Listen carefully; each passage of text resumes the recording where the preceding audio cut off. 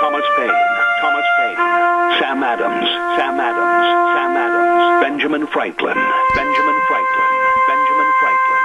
These men spoke up for what they thought was right. From their courage came such documents as the Declaration of Independence and the Constitution of the United States. From their willingness to speak what was sometimes unpopular but right, we enjoy such liberties as freedom of speech, the right to keep and bear arms, and freedom of religion. There are those who still wish to oppress our freedoms, and there are still patriots willing to stand up and defend life, liberty, and the pursuit of happiness. Men like Zeb Bell, who honor our founding fathers and what they stood for. It's now time for Zeb at the ranch, speaking up and defending your freedoms. Brought to you by Magic Valley Les Schwab Tire Centers and all of the other great advertisers on the program. And now, Zeb Bell. The great baseball player Babe Ruth said this back in the early 1940s, quote, "It's hard to beat a person who never gives up." Amen. Here comes Kate Smith and God Bless America, followed by a Patriot. Come on, Patriots. Call in with our Pledge of Allegiance. It's a special day. I'll tell you why later. And a good morning to you. What a beautiful day outside. A little windy, and the wind makes the temperature feel a lot colder than it actually is.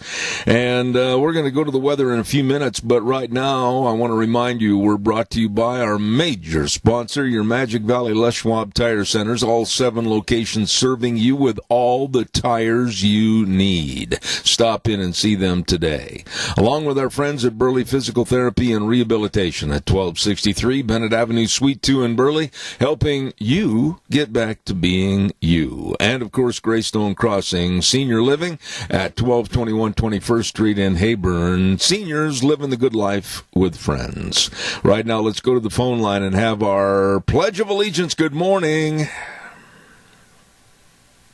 Pledge of Allegiance. To the flag of the United States of America, and to the republic for which it stands, one nation under God, indivisible, with liberty and justice for all. I do not recognize this voice. I'm going to ask a name, and if I'm wrong, I apologize. Is this Lorna? Yes, it is. Well, good heavens, it's good to hear from you. God bless you, and have a wonderful day. And thank you. It's good to hear you, too, and you have a wonderful day. Okay, good to have that lady call in. Wonderful, wonderful, Lorna Arbogast. Thank you very much. Hey, it's time for the weather, and the weather brought to you by K&R Rental at 256 South, 600 West of Hayburn. Yep, right there on the Burley-Paul Highway. Can't miss them, and you shouldn't. They've got the best of tools and equipment for long and short-term usage. All you got to do is stop in, and they can help you finish any kind of a project. Oh, you're not sure what you need? Well, just give them a call and talk to Roger and the crew at 678-3122. That number again, 678-3122 on the Burley-Paul Highway, K&R Rental. And right now, here's Gina with the weather. Warmer temperatures as we make our way through the week, but by this weekend, maybe some rain showers. Here's a look at your weather forecast. We are expecting mostly sunny skies by this afternoon. Still going to be breezy, gusts as high as 24 miles an hour with a high of 52. Tonight, partly cloudy with a low of 33. Tomorrow, even better. Sunny skies with a high of 56, overnight low of 32. By Thursday, sunny and 62, mostly sunny and low 60s for Friday. However, by Saturday, we do have a slight chance of rain showers as we do have a storm front moving in, as it's going to be right around 60. That's a look at your weather forecast for Zeb at the Ranch. I appreciate it, Gina. Thank you very much. And the weather brought to you by K&R Rental. Roger and the crew, they get there early in the morning at 256 South, 600 West of Hayburn, and serving you with the best of tools and equipment. And you call them, 678-3122, K&R Rental. I got to tell you that in the background, occasionally you'll hear a noise, kind of a little pecking noise on the glass. That robin is back again this year. He left for the winter, and he's back. The same robin that sat behind me all of last year in the summer months and was bang, bang, banging on the glass, he's back. And he's sitting there looking at me right now through the window, and then all of a sudden he'll go into a tirade and peck, peck, peck, peck, peck on the glass and then fly up and hit it again. So if you hear that, it is a little frustrating at times. That's my robin out there. Hey, don't forget Daryl's Cleaners at 1223 Albion Avenue in Burley. Hey, the very best of dry cleaning, and they can make anything look brand spanking new. Yeah, you'll look like you stepped right out of a clothing trade fair. And by the way, if you don't have time to do the washing, they will wash, dry, fold, and iron all your clothes. Remember, they are the best at what they do, and we swear by them. I'll guarantee you, I got a great big bag of rumply crumplies to take in there at Daryl's Cleaners. 1221, pardon me. I'll bet you they've been on this program for almost 20 years, and I've never messed up the address. I just did. 1223 Albion Avenue in Burley, Daryl's Cleaners. Well, there's a first time for everything. Also, if you are hungry and happen to get that way during the course of the day, I know a place to go. I'll guarantee you they are so kind and so helpful and so courteous. I'm talking about Denny's Restaurant at 611 North Overland in Burley, America's Diner. Oh, I know if I turn Goober loose in there, she's going to say, I want the strawberry crepes. Oh, they are delicious. You got to get on in there. Breakfast, lunch, and dinner anytime, all the time, along with all the desserts. It is a great place to go eat. Honestly, Denny's Restaurant, 611 North Overland in Burley. And they've got another one at 291 Pole Line Road in Twin Falls, America's Diner. Denny's Restaurant. Really nice people. 43 degrees outside, a big difference from yesterday, and we're headed into a warm zone for a couple of days. It looks like it's going to get up in the 60s. Going to really tantalize us. It's going to really start to entice us and say, yeah, buddy, here comes spring, and then bam, we'll probably get hit. Don't forget Ramsey Heating and Electric at 2600 Overland Avenue in Burley. They get there early in the morning, too, at 7:30 to 5, Monday through Friday. And they literally have all your heating, cooling, and electrical needs. They've been in business for almost 7 decades. Holy moly, with the top-notch professional people serving you with all that you need. Heating, cooling, and electrical needs, where they provide warm winters and cool summers. Ramsey Heating and Electric in Burley. Number to call, 678-0459. Today, now listen closely, today, according to Joe Biden, former vice president, is Super Thursday. Wait a minute, Joe. Wait. Joe means Super Tuesday. And, of course, Joe Biden said, we hold these truths to be self-evident. And then he got lost and says, well, you know what I mean. And then, of course, he was thanking one of the interviewers, and he said, thank you, Chuck. And he meant, thank you, Chris Wallace.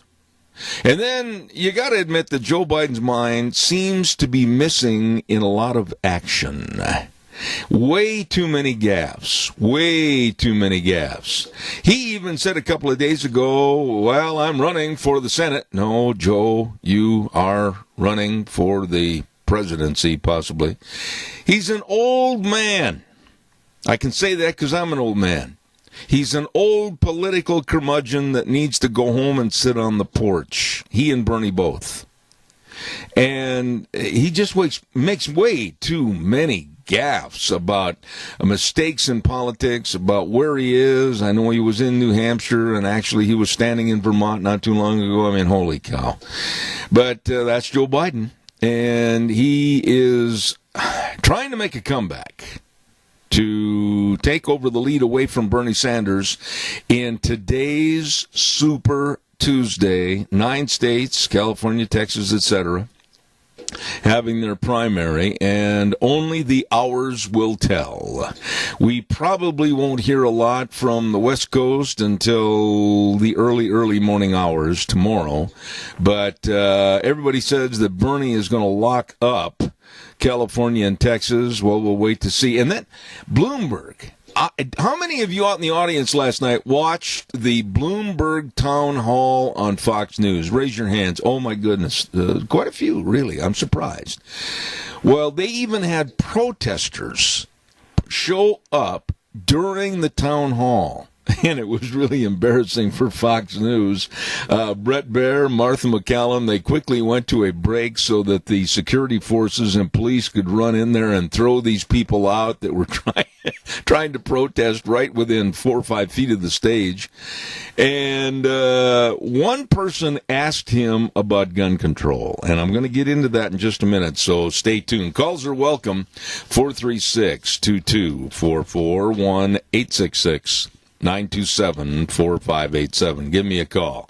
While I'm waiting for your call, I also want to remind you about our friends over at Dino Septic Service. Hello, Dinos. I mean, they get up with a big smile on their face every morning knowing that they're serving the public and helping you with your septic tank pumping and your sewer and sink drain lines cleaned and all kinds of items like liquid waste removal, septic inspections, all of this and so much more with Dino's Septic Service. Call them today, 436-6526 or 678-1638. Fast, fair, friendly service, Dino's Septic Service. You give them a call today with a big truck that'll pull in the yard.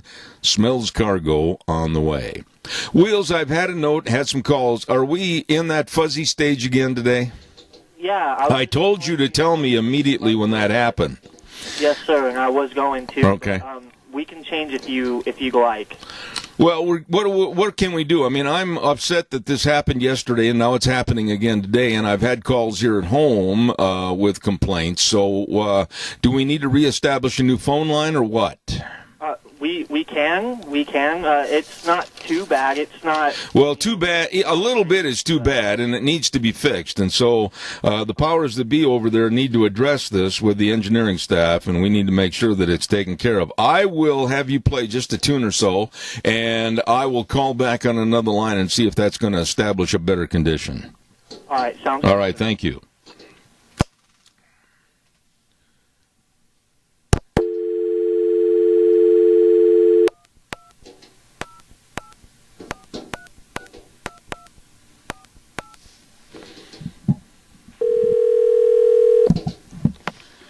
All right, we'll go through. All right, thank you. We'll try that.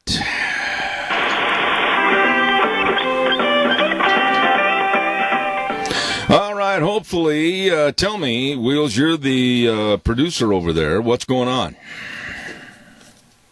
See, now it just cleared up, and you're all right. Okay. You tell me at any time when that fuzzes up on us again. I will not stand for that, okay? Okay. All right, thank you very much. Appreciate it. Calls welcome, 436-2244, 1-866-927-4587. Last night with Bloomberg on the town hall, we saw a very smug, a very arrogant billionaire, multi-billionaire, that thinks he is above, a cut above you and I. A question came in from the audience last night and asked him about gun rights and gun ownership and self-protection, and Bloomberg really did not answer the question or address the man directly with what he said. The young man in the audience stood up and said, it seems like you want gun control and gun confiscation and the elimination of guns, but you, and I'm paraphrasing all this, you have, of course, people around you that have all the weapons necessary to deter anything that might happen bad towards you or your family or your followers. And he said, meanwhile, you want to take our guns away so that I can't protect my family or myself. And Bloomberg did not answer the man's question. All he said, and I want your response on this, as again I hear that fuzz coming onto the line again, and I don't know what it is, but we've got to get it corrected. He said that Bloomberg needed armed protection because he was and is a national figure. Really? Just because he is a national figure?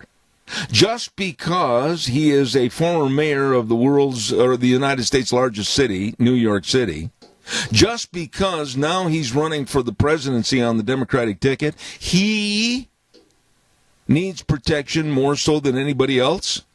No.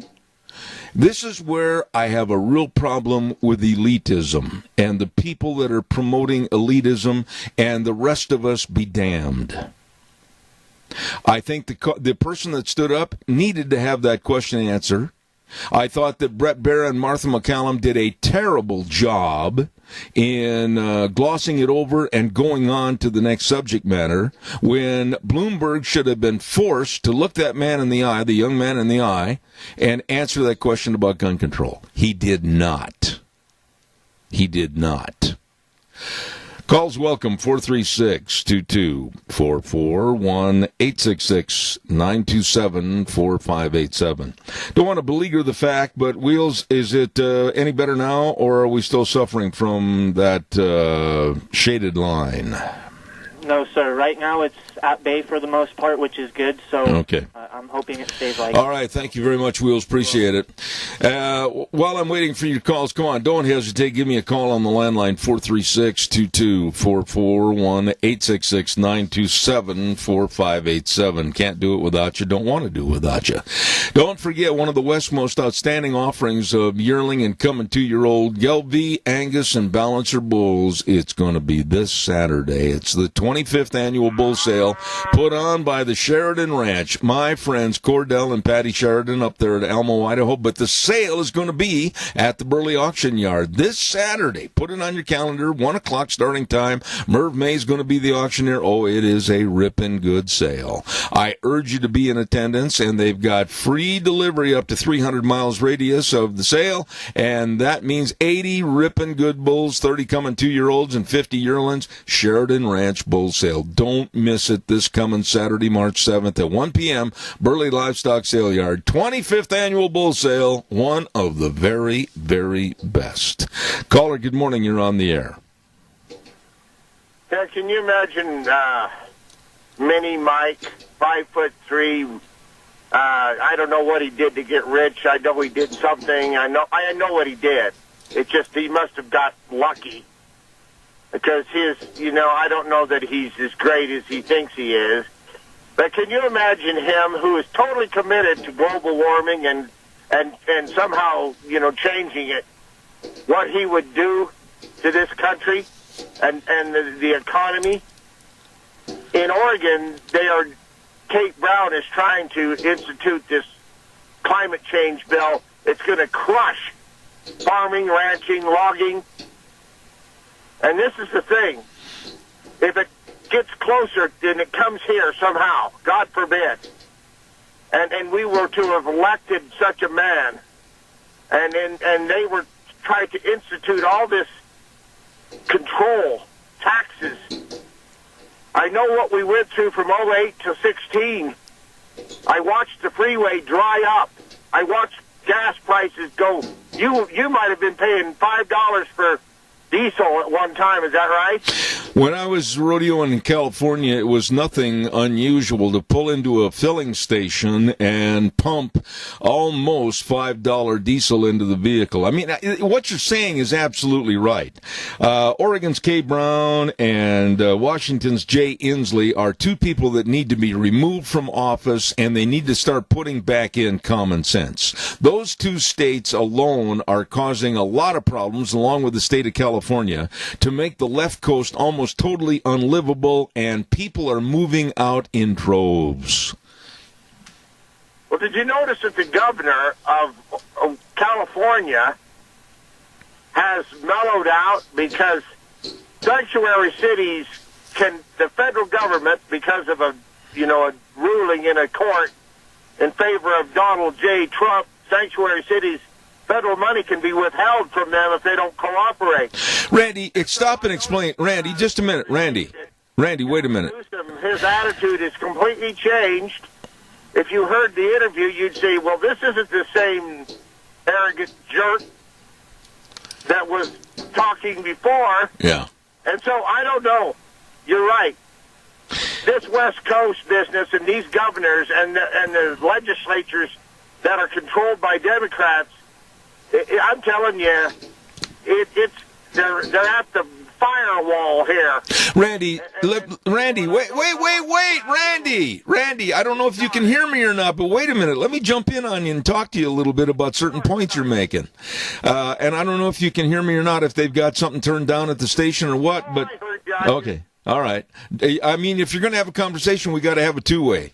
When you talk about Newsom and Brown and Inslee and how they are supposedly, quote-unquote, leading their states, they are leading their states into total oblivion.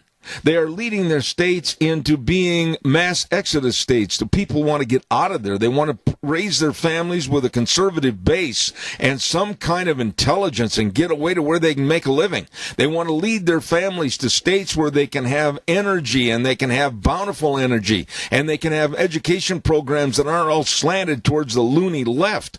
And we're seeing a mass exodus of the West Coast states, Oregon, Washington, and California. And one thing I got to ask you, and I want to ask anybody else that'll give me an answer. Can you explain to me in less than 30 seconds any benefit to taxpayers and citizens of this country by having the adoption of sanctuary cities? Go ahead. There's absolutely nothing other than it benefits the illegals. And then the people that live in those cities suffer dearly because the crime rate is off the charts, but it's never reported by the media. That's the whole thing I'm getting at.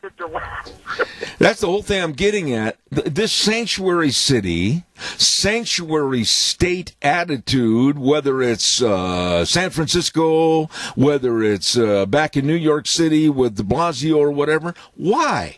Who and what are they protecting? They're protecting illicit and illegal activities, and the rest of the taxpayers are at risk of having crimes perpetrated against them. Why are they doing this?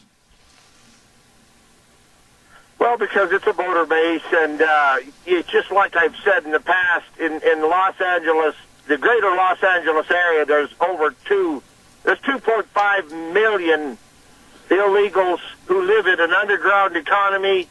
They drive around with no licenses, no insurance. Nobody tries to arrest them. Like one guy said, he says, on one side of the street, the illegals are doing things illegally. On the other side of the street, the cop is waiting for the good soccer mom to come down off the hill and bust her for speeding because he knows she has money. Mm-hmm. That's a good point. That's a very good point. I always appreciate having you lighten up my morning a little bit, or I should say liven up my morning a little bit. God bless you, man. I appreciate it. And anytime you call, all I need is just a little wiggle room so we can talk back and forth. That's it, Randy. Appreciate you. You know, you read, you study, you pray, you care, you want things to be normal, and then you read about the climate change and people that are trying to perpetuate it, and you go, tell me how it is that it's ever going to be fixed by humans, and all it does is crush the economy. Absolutely. Randy, always welcome. Thank you very much, buddy. Appreciate it. Have a good day. I'm going to stop right here in my tracks, and we're going to celebrate this day. You say, what do you mean, celebrate this day? Is it a holiday? What? Well, this happens to be the National Anthem Day, where we hold in reverence and really salute the song that is our song for the United States of America, our national anthem, our greatest song. And I don't ever want it changed. I will not listen to or give credence or anything else to people that want to change our national anthem. I have heard this song thousands and thousands and thousands of times at events all over the United States and the world. And this song means an awful lot to me. At this time, I'm going to turn it over to Wheels, and we are going to celebrate National Anthem Day with the singing and playing of our national anthem. The anthem, produced by David Foster, will be signed for the hearing impaired by Atlanta's Briar Lake Signing Choir and will be sung by award-winning recording artist Faith Hill.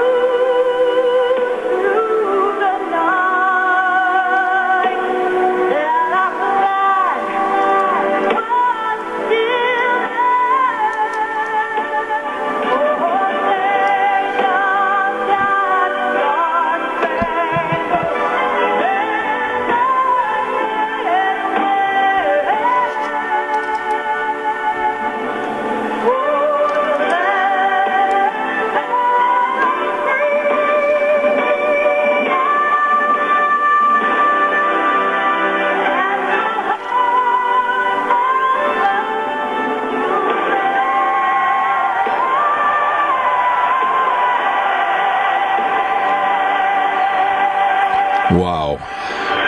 Wow. Wow. I still get goosebumps, and I still get teary-eyed every time I listen to that song. And pity the poor soul that ever calls me on this program. I think we ought to change the national anthem. No, don't even bother to call if you're going to start that kind of garbage. That song is so powerful and says so much in its verses that we always should hold it in reverence. Our national anthem on National Anthem Day. Your thoughts are welcome. Give me a call, 436-2244, 1-866-927-4587. Don't forget Berry Equipment and Rental Sales, Service, and Parts. And I mean, they've got all the equipment for the lifting and the digging and the pushing and the carrying. And they've got it all. The grading and the leveling and the laying of the sod. Oh, my goodness sakes, they've got it all. All the Doosan wheel loaders and excavators. And they've got all the different sizes of bobcats. I mean, whether it's financing to buy or leasing programs, they've got the best at Berry Equipment and Rental. 159 West Highway 30 in Burley, 465 Addison Avenue West in Twin, and the Napa location. Do not forget the name, Berry Equipment and Rental. All right, it's your turn. Give me a call, 436. I am surprised we haven't had any calls waiting to highlight and talk about National Anthem Day. The song was initiated to be our national anthem by Herbert Hoover in 1931. And so glad and so happy that that song by Francis Scott Key was and is our national anthem. Well, let's see what else we got cooking in the news this morning. Little Pete Buttigieg supports old Joe Biden. And now that Amy Klobuchar has closed camp, she also is going to support Joe Biden. And I got to tell you, when you listen to dyed-in-the-wool Democrats, and nobody is more dyed-in-the-wool than James Carville. Remember James Carville from the Obama administration, from down in Cajun country, Louisiana, with that southern drawl and that kind of high-pitched, twangy voice and everything? Even him, James Carville, has said, somehow, folks, we got to stop Bernie Sanders from getting the nomination of the Democratic nod for president. Got to stop him somehow, but what are we going to do? He was on television again yesterday saying, how are we going to stop this man? He's a communist. He's a communist / socialist, whatever you want to call him. He's not a Democrat. That's James Carville talking, not me. And most of the support, and I dare somebody to tell me I'm wrong on this, call me, please. Most of Bernie's support, and when you look at the background of where he's speaking or he's giving a speech or up on the podium, whatever the case might be, most of Bernie's support is coming from young, not informed or knowledgeable, bun-wearing, bug-eyed millennials. I'm serious. And I don't want to lump them all together, but the millennials that really don't understand that they can't have everything free and everything given to them, those seem to be the majority of support for Bernie Sanders. I mean, they're crawling all over the guy thinking they're going to get free college. They're crawling all over everything he says in regards to, like, free health care, everything else. And then they're crawling all over him thinking that they're going to get some kind of a living wage sent to them every month at their location, and they don't have to work. I mean, all of these things in a communist / socialist society that Bernie Sanders wants to put forth, not even accounting the trillions upon trillions of dollars that he's going to put us in debt, far further than we ever have been, with his absolute stupidity with green energy. And when you see him standing up on the stage, linking arms with the likes of Alexandria Ocasio-Cortez and then Ilhan Omar, you got to ask yourself, how dumb can some American voters be? Calls welcome, 436-2244, 1-866-927-4587. Give me a call, please. Let's see. But did you hear about Chris Matthews at MSNBC? On the program, day before yesterday, I guess it was, old shiver up his leg, Chris Matthews said he was going to retire. And after he said he was going to retire, he got up during a commercial break and left. He left the building. Chris has left the building. He walked out. He had been under fire as of late with comments that he had made in regards to Bernie Sanders and other left-wing politicals. And even though he's left-wing, he made some comments about Nazism, etc. And so he was possibly, very possibly, on the verge of being fired and removed anyway. So Chris Matthews kind of beat the rush to open the door and let him out, and he retired on the air and walked out of the studio. Calls welcome, 436-2244, 1-866-927-4587. Then there is the vegan runner. This one absolutely stopped me in my tracks this morning when I heard about this. A person in Berkeley, California, a runner that claims to be a vegan, has asked all the neighbors along his running route that they are not to be allowed anymore to cook meat outside in their barbecue. What?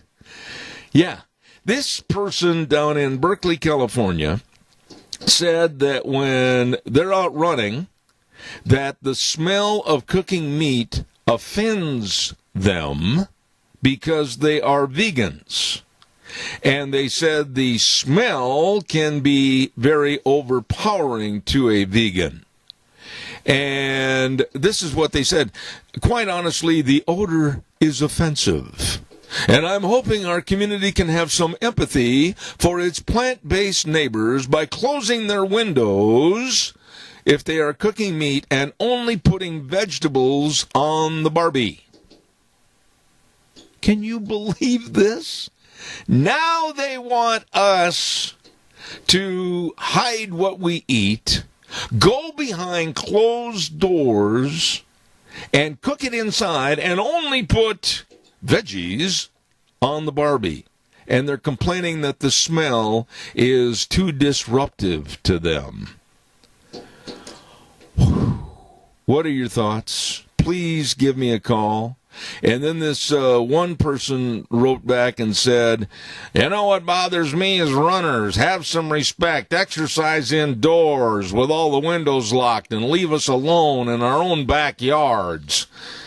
What are your thoughts on this? It takes a lot of crust, does it not, to have a vegan say, well, when I'm out running, I don't like the smell of cooking meat, so I want you, all my neighborhood, when I'm out running, if you're going to have something on the barbecue, only put veggies out there because the smell of meat cooking, I don't like that. This is the world we live in. The left wants everything their way. And if they can't get it their way, they want to shut it down somehow else. My goodness. Your thoughts. Give me a call. Come on. Don't hesitate.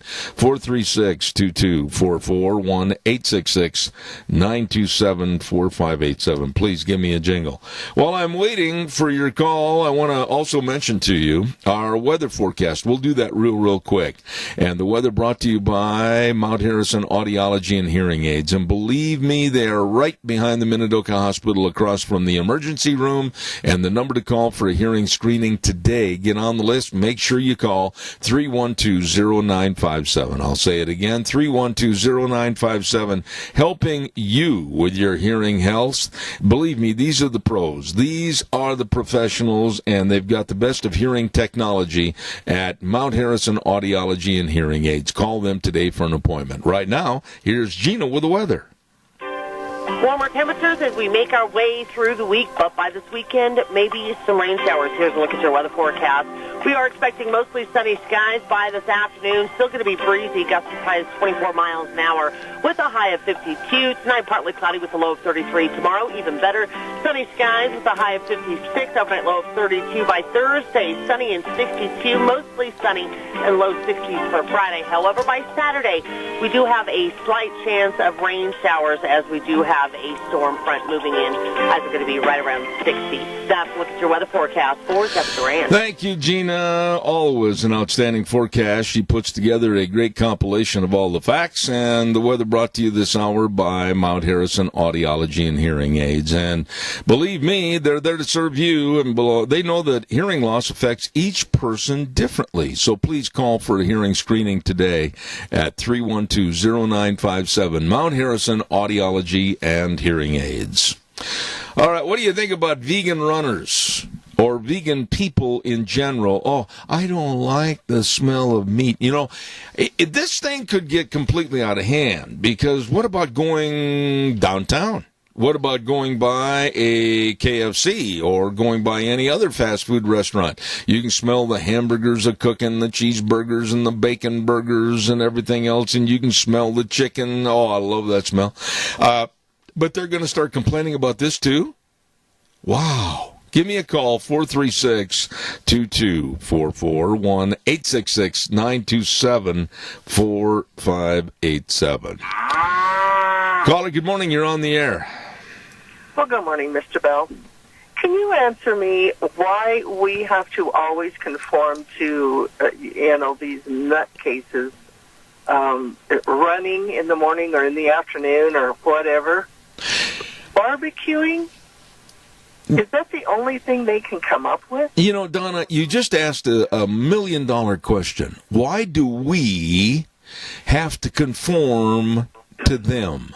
And you know what? I haven't got a good answer, except that you know me well enough And if I had a neighbor living next door or across the street or whatever, I would definitely make it a point to go out and barbecue every doggone day, whether it's 20 degrees below zero, I would have that meat going in the Barbie. Well, you and me both. We kind of have the same personalities. Yeah. Nobody's going to tell me what to do on my own place. I barbecue all year long. I live out in the country. If you don't like country smells, don't run in the country. But your point is much more broad than just this vegan runner complaining about meat smells. It's the adaptation of how we need to change to fall into lockstep with what they want. And I can't do that, nor will I. No, I don't think anyone should have to conform to anybody else's way of thinking. You know, that's why this is America, the land of the free and home of the brave. When did we become so complacent that we let these people integrate themselves into our lives? Well, okay, let's back up and take it a step further up the rungs on the ladder. It's the same premise that's being forced upon girls' athletics to accept transgender men to be allowed to compete in basketball and girls' track and other girls' events. And I absolutely will put my foot down on this and never adhere to letting that happen. It's a total unfairness and inequity against girls and Title IX sports, and it's got to stop. And that's why I support Barbara Ehart's bill that she came across about 3 weeks ago and said, no, we've got to nip this in the bud before it comes here to the state of Idaho, and transgender men, they can develop their own deal if they want to, but not be allowed to play in girls' sports. Yeah, it's like they can't compete against regular men, so they have to claim they're transgender and compete with women. Yeah. That's I don't know, it's beyond my realm of thought, but I'm totally right there with you. Absolutely not. If you're not good enough to compete, then don't do it. Well, Title IX was started with the money, in a very quick nutshell, to give more equity and fairness to girls and help women's sports grow and be more equitable and fair. And whether it's basketball, track and field, or whether it's field hockey, or whether it's ladies softball, whatever the case might be, it is totally ridiculous to think that transgender men should be allowed to play and destroy their records, destroy their opportunities for scholarships. It's absolutely insane. It is, and it's totally wrong. I mean, it's wrong in so many levels. Girls work hard. I played softball. I played volleyball. I didn't want to go to I played touch football or tag football with my brothers, but I don't want to play with those guys. Well, and I didn't want the guys playing with me. What's going on, though, is that the Democratic Party is crying foul ball over this, and they're screaming that the banning of transgender men playing on girls' teams is sex-based discrimination. I don't know how they can even say that, because it's absolutely Looney Tunes. The people that are being discriminated against are the women. The women are being discriminated against. And the proof is in the pudding. Back in Connecticut, they've got court cases going right now to their state Supreme Courts because girls have been filing court cases because they've been losing scholarships having to compete with transgender men. Well, I agree with you. It's totally ludicrous that they would even... these I don't know who, it just went out the window, I'm sorry.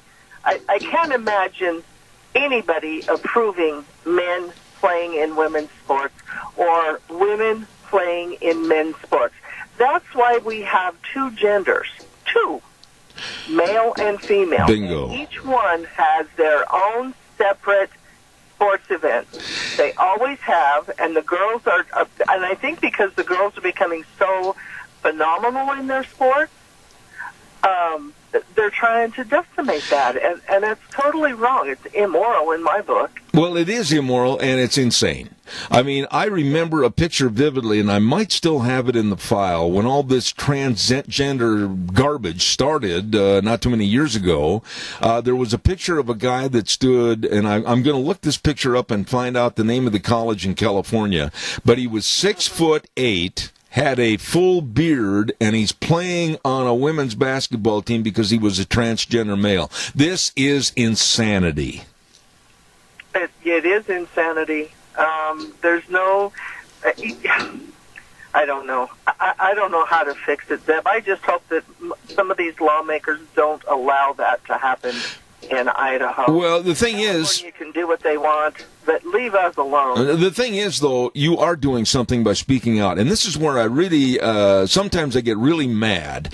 There are subjects that need people to speak out on this program. And it seems like all of a sudden all you hear is crickets. You had the nerve to call in this morning and talk about this. A lot of people need to speak up. And you know who needs to speak up more than anyone? Our parents of daughters involved in sports, and support Barbara Ehart's bill that passed by an outlandish margin, which I think is great. I think it was like 52-18 or something like that. God bless the people that voted for this bill to stop this insanity of transgenderism encroaching and crucifying and killing ladies' sports. I totally agree. We do need more people need to stand up and say something. But everybody's so worried about being politically correct. Well, that went down the toilet at my house years ago. It never came through the front door at my house, and never will. No. I think it's ludicrous. I think it's demeaning to the girls. I wouldn't want my daughter wrestling with boys. Oh my goodness! I mean, could you imagine? And I wouldn't want my boys wrestling with girls. Absolutely not. I mean, the way they have to grab each other, that's just totally wrong. But you know what? The whole thing boils down to a lack of respect for what God has given us, provided us, and created in us. You're right. And when we took God out of and the religion out of the schools, and the hippies became popular, we lost a lot of morality. You got it. Donna, really nice chat this morning. Thank you for calling. Yeah, you have a wonderful day, my friend. I will. Enjoy getting you fired up. I appreciate it. Thank you so much. Bye-bye. Calls welcome, 436-2244, 1-866-927-4587. Yeah, I refuse to acknowledge certain things that are trying to be pushed upon society, and I will fight them because they are morally totally wrong. Totally wrong. I want to remind you about our major sponsor, your Magic Valley Les Schwab Tire Centers. Now, if you're out there on the farm or the dairy and you go out the back door and you say, oh, look, Martha, the tires on the loader are all flat, or the backhoe or the skid steer, what am I going to do? Well, it's easy. You just call any one of your 7 Magic Valley Les Schwab Tire Centers. They got those great big service trucks. Vroom, vroom. They'll be there to serve you and get you rolling again.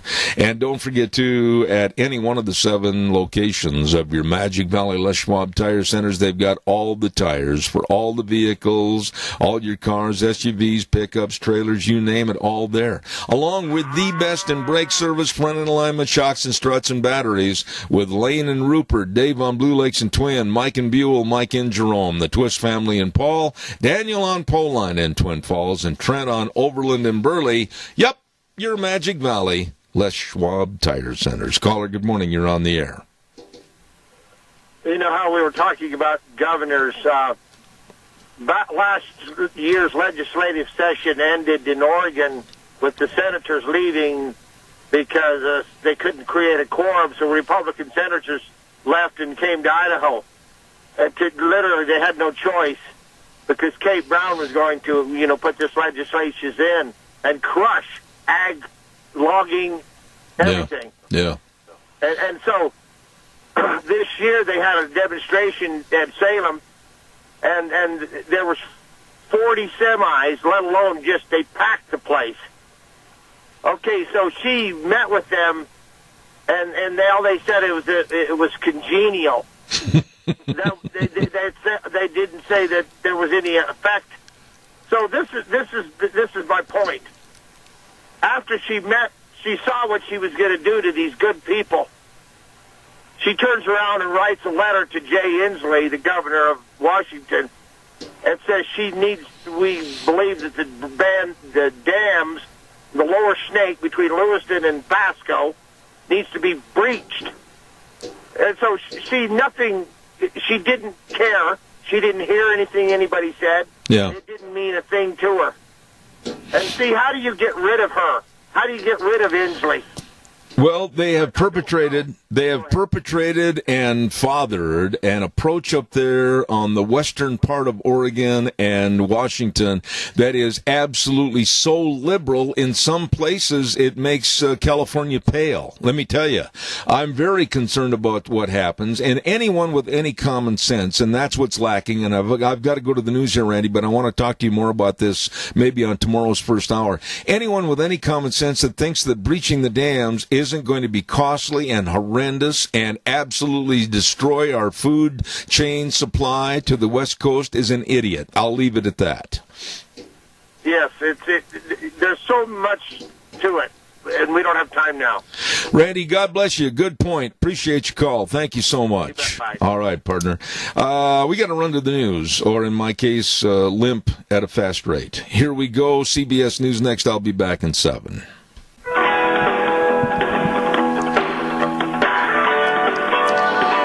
Good morning.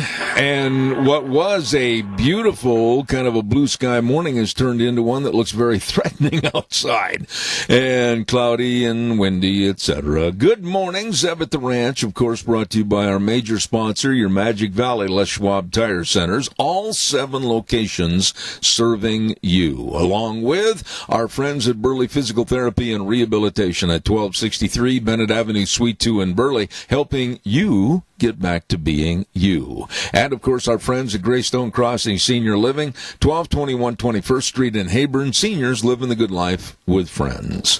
Right now, here's this good word for Western Way Services. From the canyons of the Snake River and all across southern Idaho, we're always at your disposal. Western Way Services, we care about our community, our resources, and this great land. Western Way Services is landing ahead, always at your disposal. Western Way Services. You need a dumpster, Bunky. Well, I'll tell you what, through the wintertime, Christmas and New Year's and everything, you've stored up a lot of garbage in your house. Maybe all this is stacked up here, stacked up there. Maybe you're into spring cleaning right now that we're in March and you need a dumpster. Well, call Western Way Services, always at your disposal, and get a dumpster. They've got them in various sizes. Fill it up, they'll come and get it. Absolutely. Give them a call, 734-6969. Western Waste Services, serving you. Want to also talk about people serving you, and that's Burley Physical Therapy and Rehabilitation. I have been away from there for almost 2 months, and I need to get back in the groove, and I am starting today. Burley Physical Therapy and Rehabilitation at 1263 Bennett Avenue, Suite 2 in Burley. The number to call is 678-1191. Nick Greenwell and all the physical therapists can help you get back into shape after a surgery, an accident, whatever the case might be. You're aching and paining, well, they can help and they will help at Burley Physical Therapy and Rehabilitation, 1263 Bennett Avenue, Suite 2 in Burley, 678-1191. And real quick, before we go to our guest, I want to give a great big shout out and thank you for all they do for the entirety of the community. And we're talking about Hanson Mortuary at 710 6th Street in Rupert with Joel Heward, his family, staff serving you. Absolutely. When there's the passing of a loved one, I mean, your whole world is kind of thrown in turmoil. Just sit back and remember they are there to serve you and provide the families they serve with the best possible support and comfort, and always with the highest ethical standards with unquestioned integrity. That's right. The number to call, 436-5636. That number again, 436-5636. Hanson Mortuary in Rupert, and Joel Heward also serving you and your family at Morrison Payne Funeral Home on East Main in Burley.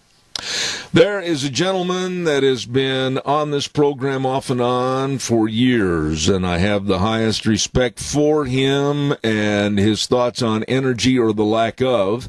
And we're going to be talking right now to the man with the American Energy Alliance, Dan Kish. Good morning, my old friend. How are you? Good morning, Zeb. It's good to hear your voice. And the same right back at you, Dan.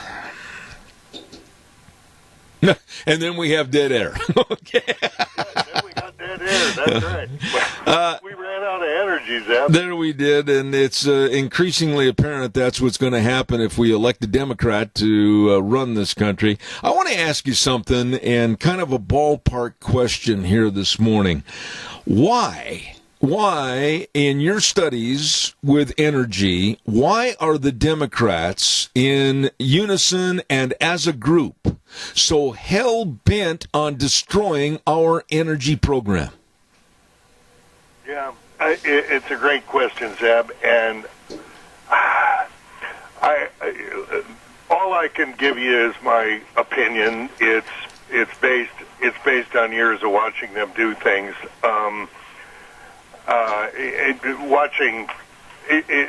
It's largely that they become a subsidiary of these national and international environmental groups, it's the green movement worldwide. They have Greens, and the Greens are the ones who are shutting down nuclear power plants in Germany, even because there was a tidal wave in Japan, and somehow that equates to a problem in Germany.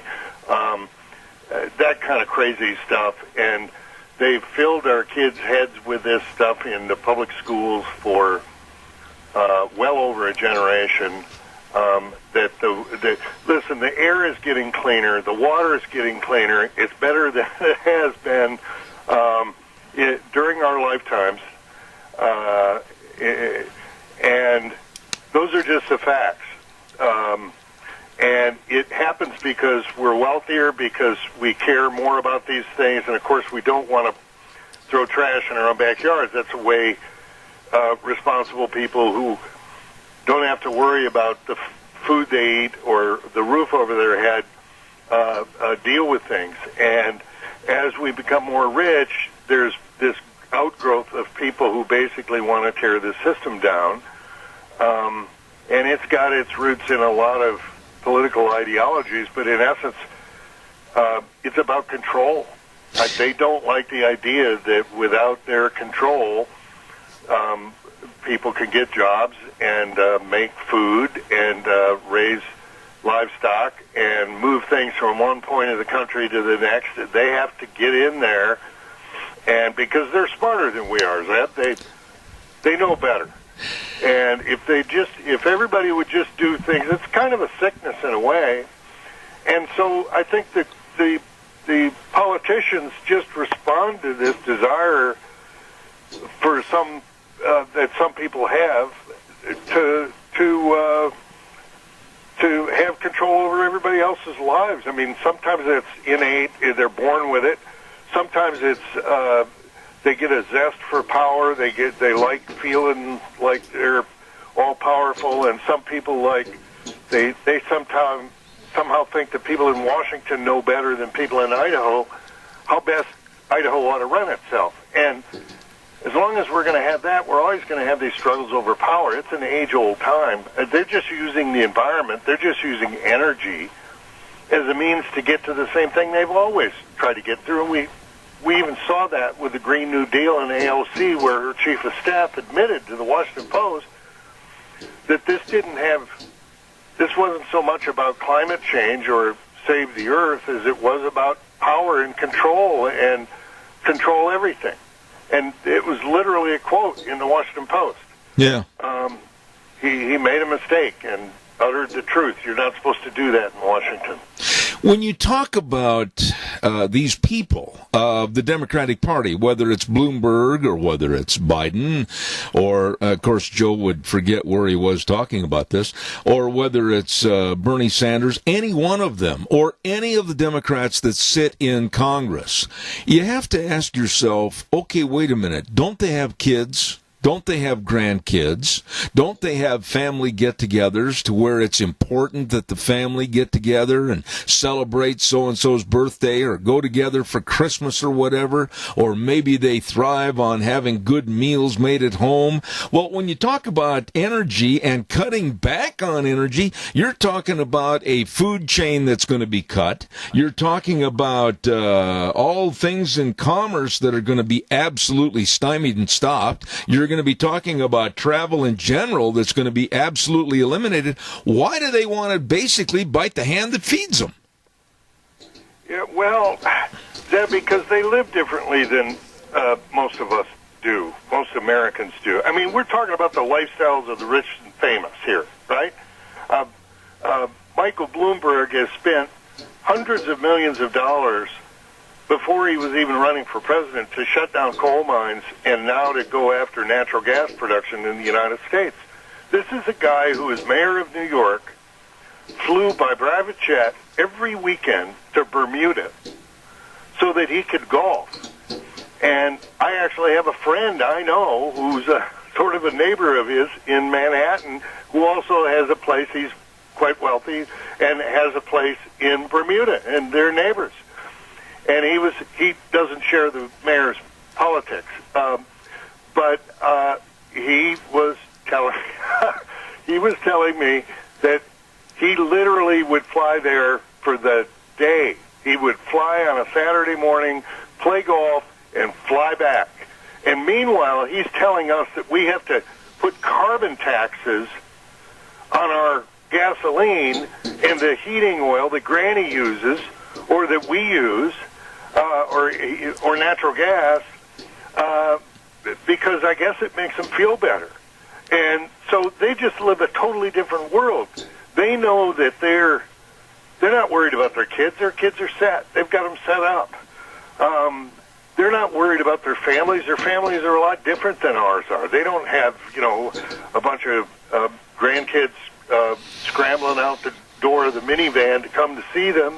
Life is different and for them. And if it means they'll get more control and their limousine will be bigger so they might squeeze an extra grandkid in there, that's what they're all about. I hate to sound half crazy about it, but that's literally what we're talking about here. Well, it is. People who don't understand, don't pump their own gas, don't pay their own bills, don't have any conception of what it's like to try to get by day to day the way most Americans do in this country. And God bless us that we've got the capability and the opportunities to do that. But they're just in a different world. Well, they are in a different world, but the problem is they're ruining yours and mine. And that's where I draw the line. There's got to be some action or some reaction to the incompetency and the idiocy of people like Mike Bloomberg saying, well, it doesn't take any mental genius to be a farmer. All you dig a hole is just throw a seed in it and watch it grow. This is the kind of incompetency that these people have. And every farmer in America should be outraged at Michael Bloomberg and others of the Democratic Party running down a great big agribusiness source that supplies food to not only America but the world. These people should be dragged onto a farm, told to pick up a pitchfork and clean out the stalls. They absolutely don't understand. Well, believe me, that's the closest you'd want them to get to be to farming, is cleaning out the stalls. I'm not sure they'd be good at that either, but they sure as heck wouldn't understand the complexities of GPS-controlled tractors and meteorological. Farmers are watching markets. The idea that he thinks it's so simple as that is a reflection into the world that they have. And honestly, he's no different than a lot of these people. And the reason they aren't criticized for it is because the people in the media are the same way. They all live in the swanky parts of town here in Washington, D.C. or in Manhattan, and they think farmers are, American Gothic with a farmer and his wife standing out there with a pitchfork, and that's the way the world works. And they have no concept whatsoever about the vagaries of the market as it relates to agricultural commodities, or how you have to be you got to be a chemist, you got to be a pharmacist, you got to be a veterinarian, you got to be a mechanic, you got to be everything, and a financial whiz to boot, and you got to have a direct tie to God, which thankfully a lot of farmers do, in order to ensure you get the right water or weather. It's so. they think it's like falling off a turnip truck or something. Well, when you look at the likes of Alexandria Ocasio-Cortez, and then also one woman that I thoroughly despise, and that's Ilhan Omar, and they link arms with Bernie Sanders, communist, socialist Bernie Sanders, and there's no respect for the common working man. There's no respect for the people that put food on the table. There's no respect for the people that go to factories every day and put in 8 hard working hours. There's no respect for these folks with the Democratic Party, and that's why I'm hell-bent to make sure that none of them get reelected. Well, I mean, Zeb, there is no respect because, I mean, honestly, they think they're so smart. They're ignorant. They're very ignorant about what makes this country run. They have no idea about the logistics chains that have to go online. Bernie wants to take over the entire grid of the United States, the electrical grid. I mean, that's part of his platform, that he wants to, build all windmills and solar panels and then run the grid. Can you imagine Bernie here? He can't even get his hair cut straight. And it looks like he's got his finger in the socket already. And yet, here he wants to run the electrical grid of the United States, which experts have called the most complicated device ever put together. And they think it's just as easy as, I don't know, flipping a switch or something, because that's their affiliation with electricity. They want to design our cars. Steyer, who just left the race and spent Lord only knows how many tens or hundreds of $1 million on his race, admitted during a recent town hall meeting that he was going to take control of the kind of car you could drive, what they could make, the way you heat your home. We're going to have to, he said, because of the climate change. And what gives these people, I guess what astounds me, is what makes these people think they can go around telling everybody what they should do and how they should live. Yeah. And, honestly, in our system of government, I don't think it was designed that way. I don't think God blessed the founders of this country to put together a country so that somebody who thinks he's smarter than everybody else could tell us what size drink we could have or whether we could put salt on our steak. Yeah. I want to get into the electric grid and the cars right after we take this call. Caller, good morning. You're on the air. Go ahead quickly, please. Hey, Zeb. This is Willie from Utah. Yes, sir. I'm on my way up to see my partner in northern Idaho and taking some food storage up with me. We're preppers, and we're libertarians and Trump supporters. And anyway, just wanted to comment a little bit today about the idiocy of this kind of, trans people competing in sports. I tell you what, right now, Willie, I got to interrupt you, and I appreciate your call, but we're in the middle of an energy segment, and if you can call back a little bit later, I'd appreciate that, and we'll get into that if you will. Thanks. All right. I appreciate it. Thank you. Dan, let me ask you a little bit about the concept of electric cars. Now, I don't think that I'm immune to the information that's been put out in front of us. I think I've read and I'm reading as much as I can about electric grids and the power that's necessary and how those grids are going to be turned on, if you will. But the insurgence of electric cars bothers me because people think that all of a sudden they can just stop at a charging station and all will be well. But when you have cars and you have private homes and you have industry and you've got everything else on that electrical grid, where do they think that green energy, wind and solar is really going to be capable of keeping it at a consistent level? But it's a great question, Zeb, because as you know, and many of your listeners probably know, you can't just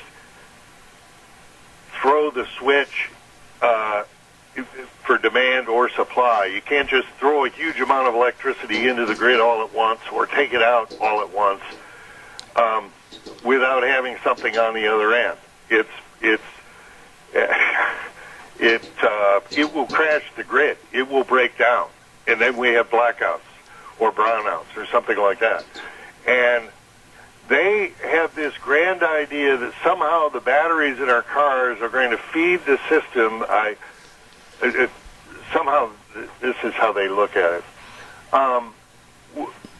They know that wind and solar only work at certain times of the day, so what they'll do is they'll store it all up in our batteries that are being plugged in at home if we have a plug-in at home. And then somehow that'll be the battery for the grid. And then, the problem is a lot of people go to work, and if they have to take if all of a sudden the storage is out on the road, no longer hooked up to the grid, it's not going to work. But they assure us that they're smart enough to figure all this out. I guess the government will issue, you can drive on these hours of the day because the grid requires it. Think about how complicated this gets ultimately if we're not going to have a grid that turns off the lights when there's too much demand or too much supply going into the system. Yeah. And that's what they're risking by doing this. Absolutely. We used to have a system that worked on the basis of if you needed more power, they'd produce more power. Well, you can't do that with the wind. You can't tell God to blow harder. And here's the other thing. I was reading in AAA Magazine, I believe it was in the last month's issue, and I can't quote it verbatim, Dan, because I don't have it in front of me, but it said something like, in the future there'll be better electrical cars that can get you on a vacation more than 100 miles without having to have a charge up. When I go on vacation, the last thing I want to do is have to worry about making it 100 miles after 100 miles after 100 miles of trying to make it when I don't have that worry with fuel, diesel, etc. This is idiocy to think that we're regressing instead of progressing. Yeah, no, you're absolutely right, Zeb. This is a part of the thing. And think about this: a fast charge to 80% of capacity of a battery. If your battery is dying on your electric car, and you need a fast charge, right now that takes about 45 minutes. Oh my! All right. When I pull up to the tank, when I need gas, I don't want to wait 45 minutes. I don't think the person behind me wants to wait 45 minutes while my vehicle charges. Yeah. Think about how big the parking lots for these refueling stations would have to be in order to accommodate everybody who wants to refuel at any given time with their electricity. You're talking about Walmart supercenter size parking lots if you're lucky, and if it doesn't have to be bigger. And somehow that's better for the environment than the system that we've got now, which is private. A lot of these, most of the gas stations, even though they're branded, are owned by private entrepreneurs, and they're all out there trying to figure out how to deliver gasoline and products to us cheaply and quickly, and I know that if a pump moves slowly, it makes me, I get impatient. Absolutely. I've got to stop here for today, but it's so good to have you back on the air. And next week, I think we need to go into this situation even further. And really, there's people in the audience that just aren't thinking about how dangerous a cutback in energy is from the program we have currently. They're not thinking about how dangerous it is for our own Idaho Power here to say, well, in 20 years, pardon me, we're going to go all green and solar. I mean, we've got to get more into the dangers and tell people how stupid, really stupid this concept is. Dan Kish, American Energy Alliance, God bless you, man. Thanks. It's so good to have you back on the air. God bless you, Zeb. Thank you, sir. All right, take care. Thank you much. Really, really enjoy having Dan on our program with the American Energy Alliance back on the East Coast. Thank you so much for being on the show. Want to remind you, this coming Saturday, before we get to our next guest, we've got Dan Perkins coming up momentarily. There's going to be the 25th annual Great Big Best Doggone Bull Sale you could ever hope to see and be a part of, and that's the Sheridan Ranch Bull Sale coming up on this Saturday, March 7th at the Burley Livestock Sale Yard starting at 1 p.m. 80 good bulls, really good bulls are going to be selling. 30 coming 2-year-olds and 50 yearlings, and there's free delivery up to 300-mile radius of Burley. One of the West's most outstanding, and it is, offerings of yearling and coming 2-year-old Gelbvieh, Angus, and Balancer bulls. I mean, Cordell and Patty Sheridan have put their heart and soul into this sale, and this is the 25th annual bull sale. Sheridan Ranch Bull Sale this coming Saturday in Burley at the Livestock Yard. Don't you miss it. Also want to quickly tell everybody about our friends at Let's Ride. Hello, Let's Ride. 270 Highway 24 between Rupert and the World. And this is where the fun is sold. They're open Monday through Friday, 9 to 6, Saturdays, 9 to 4. And now let's look at the calendar. It says March 3rd. That means it's going to be time in no time for you to jump on your four-wheeler and head for the hills. Well, by golly, if you have a four-wheeler, you better get it serviced. Call them today and tell them you need to get the service department to get to work for you, 436-4771. And if you don't have a four-wheeler and have been thinking of such, you better get a hold of them today. Let's Ride, 270 Highway 24 between Rupert and the World. Yep, it's true. This is where the fun is sold.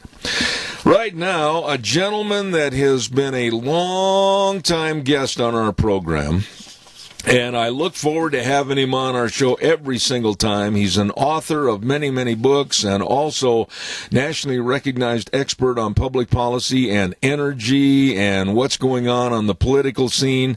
And I say a good morning to a dear friend, Dan Perkins. How are you, Dan? Good to have you on.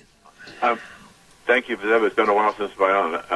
Belated, I guess really belated, almost the end of the first quarter. Happy New Year to you. Thank you, Dan. It's good, like I said, to enjoy your comments on various and sundry issues. I've got to ask you, starting things off politically this morning, we are down to, I'm going to call it 3.5 Democrats vying for the president's nomination. And they are, of course, Biden, Bloomberg, and Bernie, and then the half would stand for Elizabeth Warren. What are your thoughts about this fiasco that's coming out of the Democratic Party?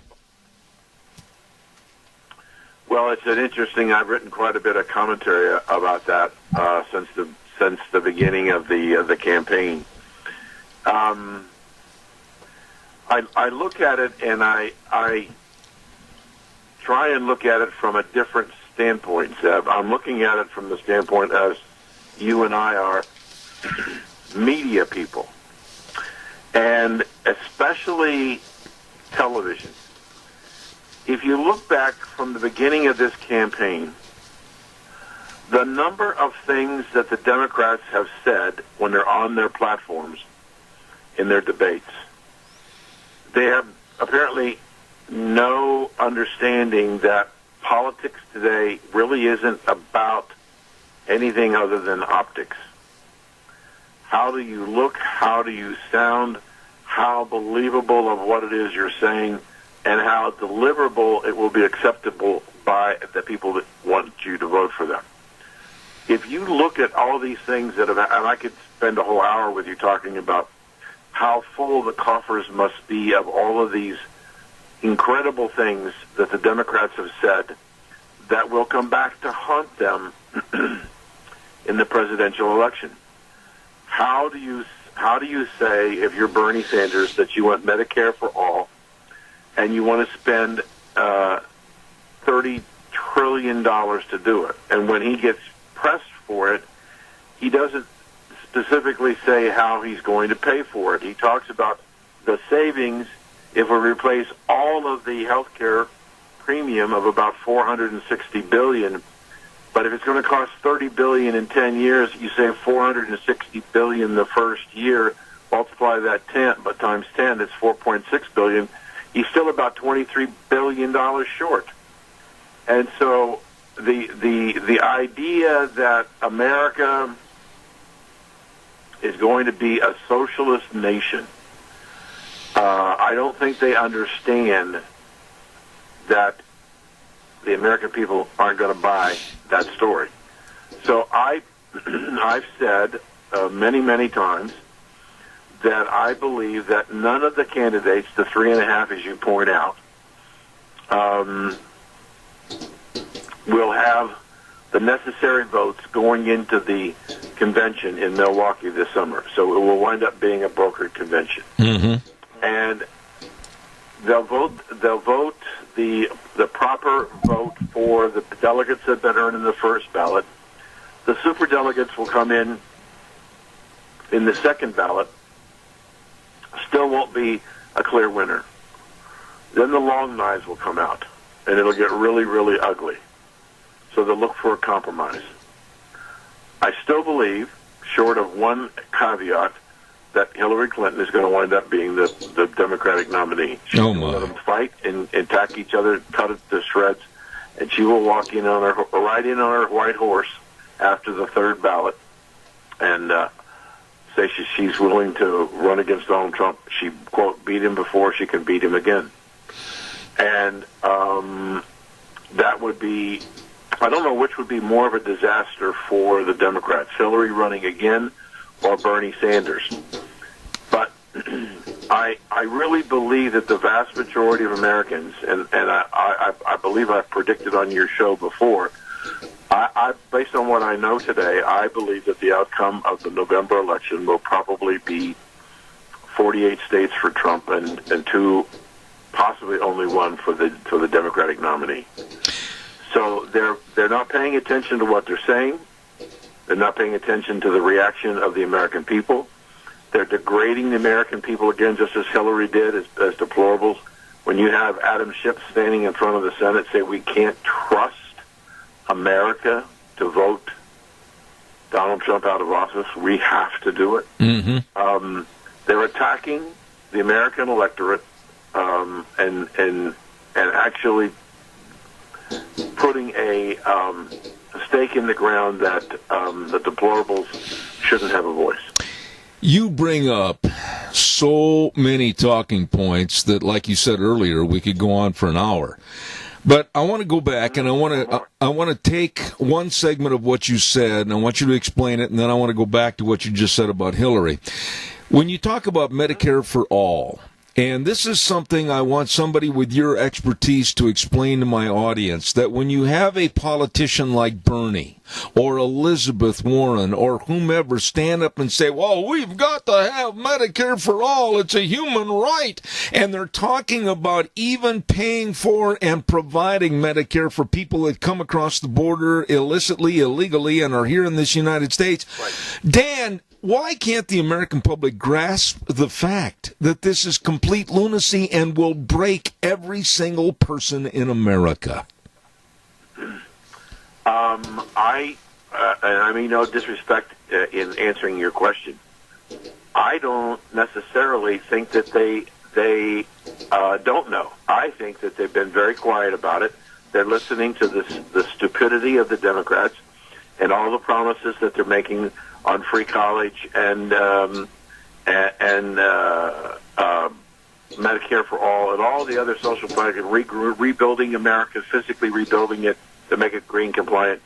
70, 80, $100 billion of cost. I think that the American people are already looking at that, and have been looking at it since it first came out, that they're not going to vote for that. And they may not be very vocal about it, except they are at Donald Trump rallies. He still draws tens of thousands of people. We had 100,000 people in Daytona.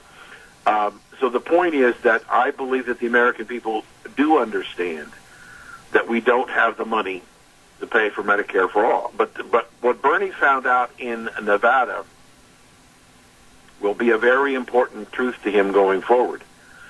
The unions do not want Medicare for all because they don't want to give up their collective bargaining health care and transfer all that to the government. So there are lots of things that are going on that are already happening to defeat the Democrat, whoever that person is going to be, because it's clearly going to be capitalism versus socialism in this convention, in this election. That's what it's really going to be about.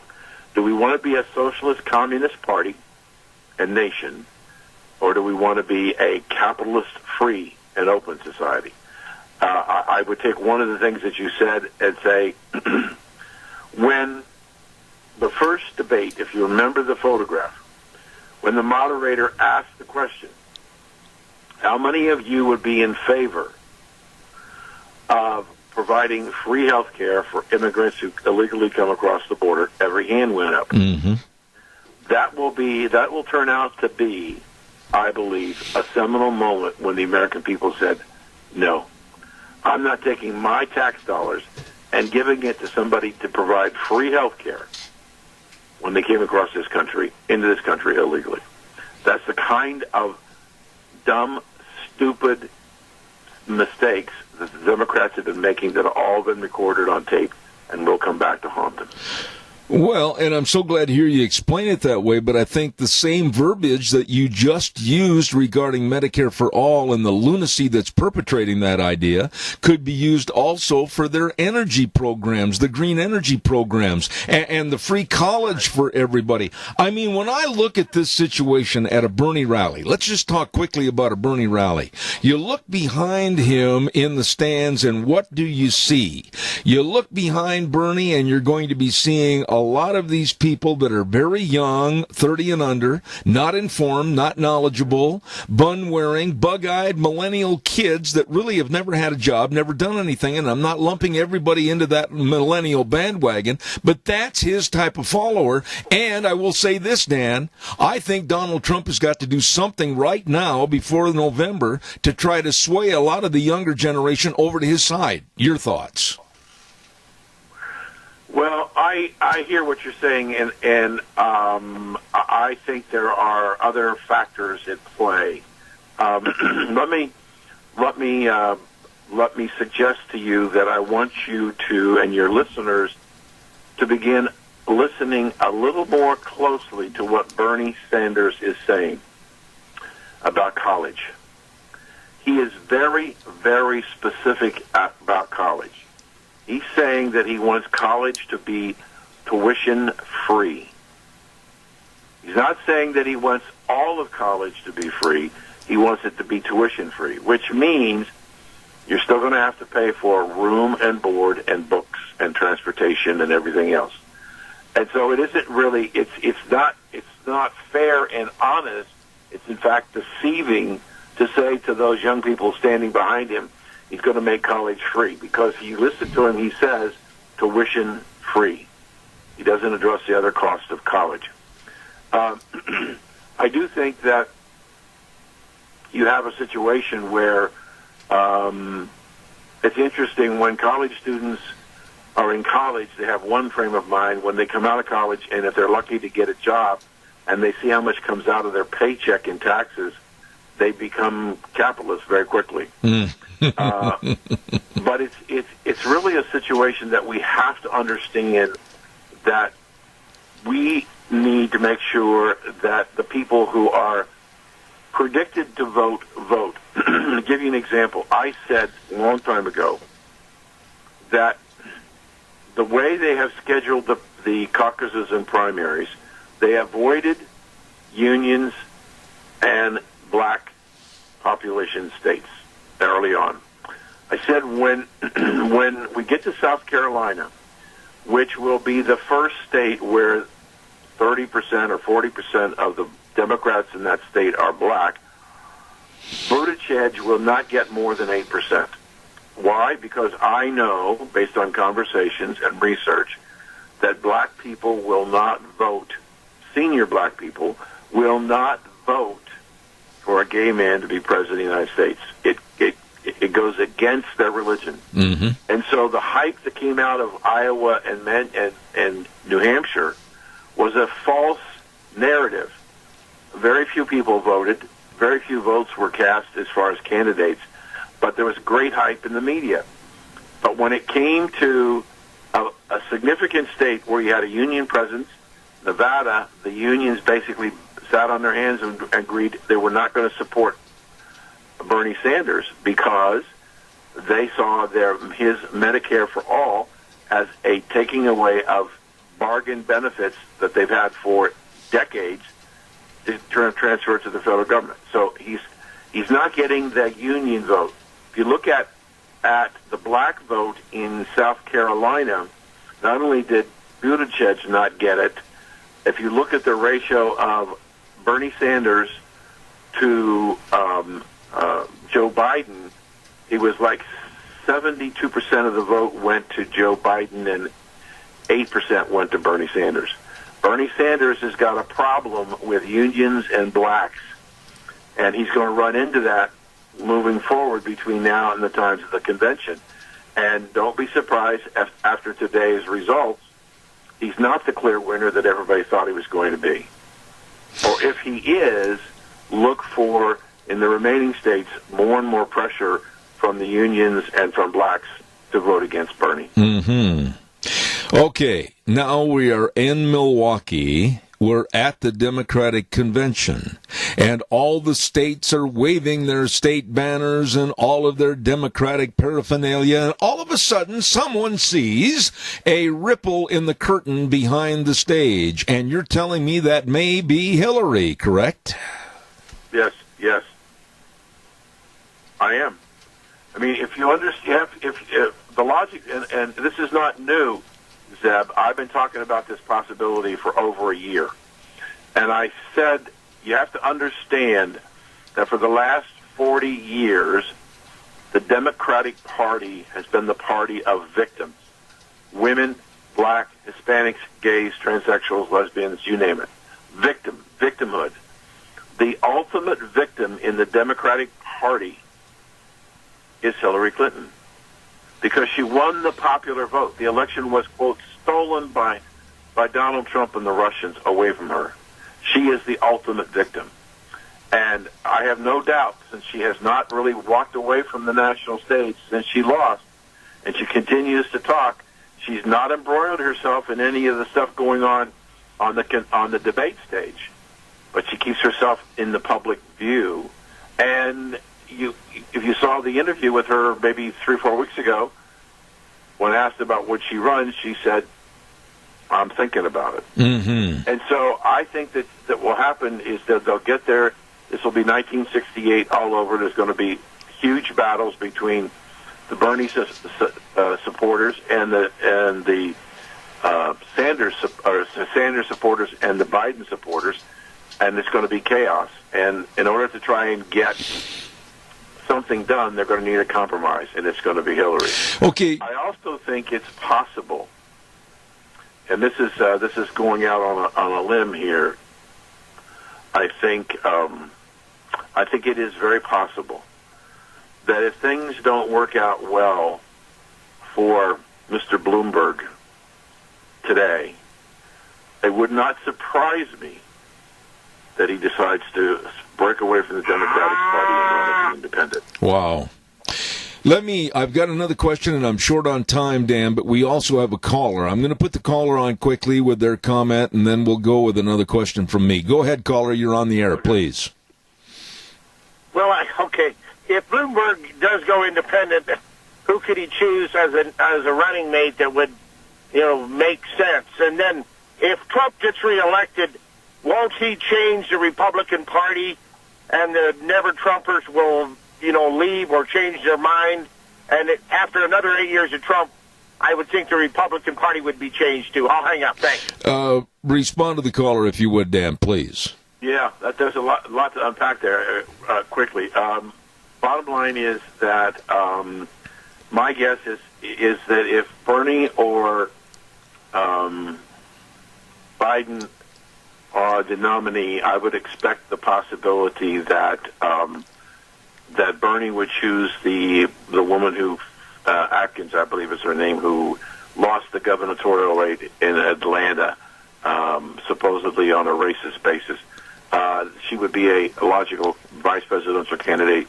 If it's Biden, I wouldn't be surprised if he chooses Hillary. Mm-hmm. And I think that the question about the never-Trumpers, the never-Trumpers are never going to go away. The question that I've continually asked, Deb, is, let's say I'm right, and Donald Trump wins 48-2. What are the Democrats going to do? Because their party's going to be devastated. Yes. They're going to lose the House.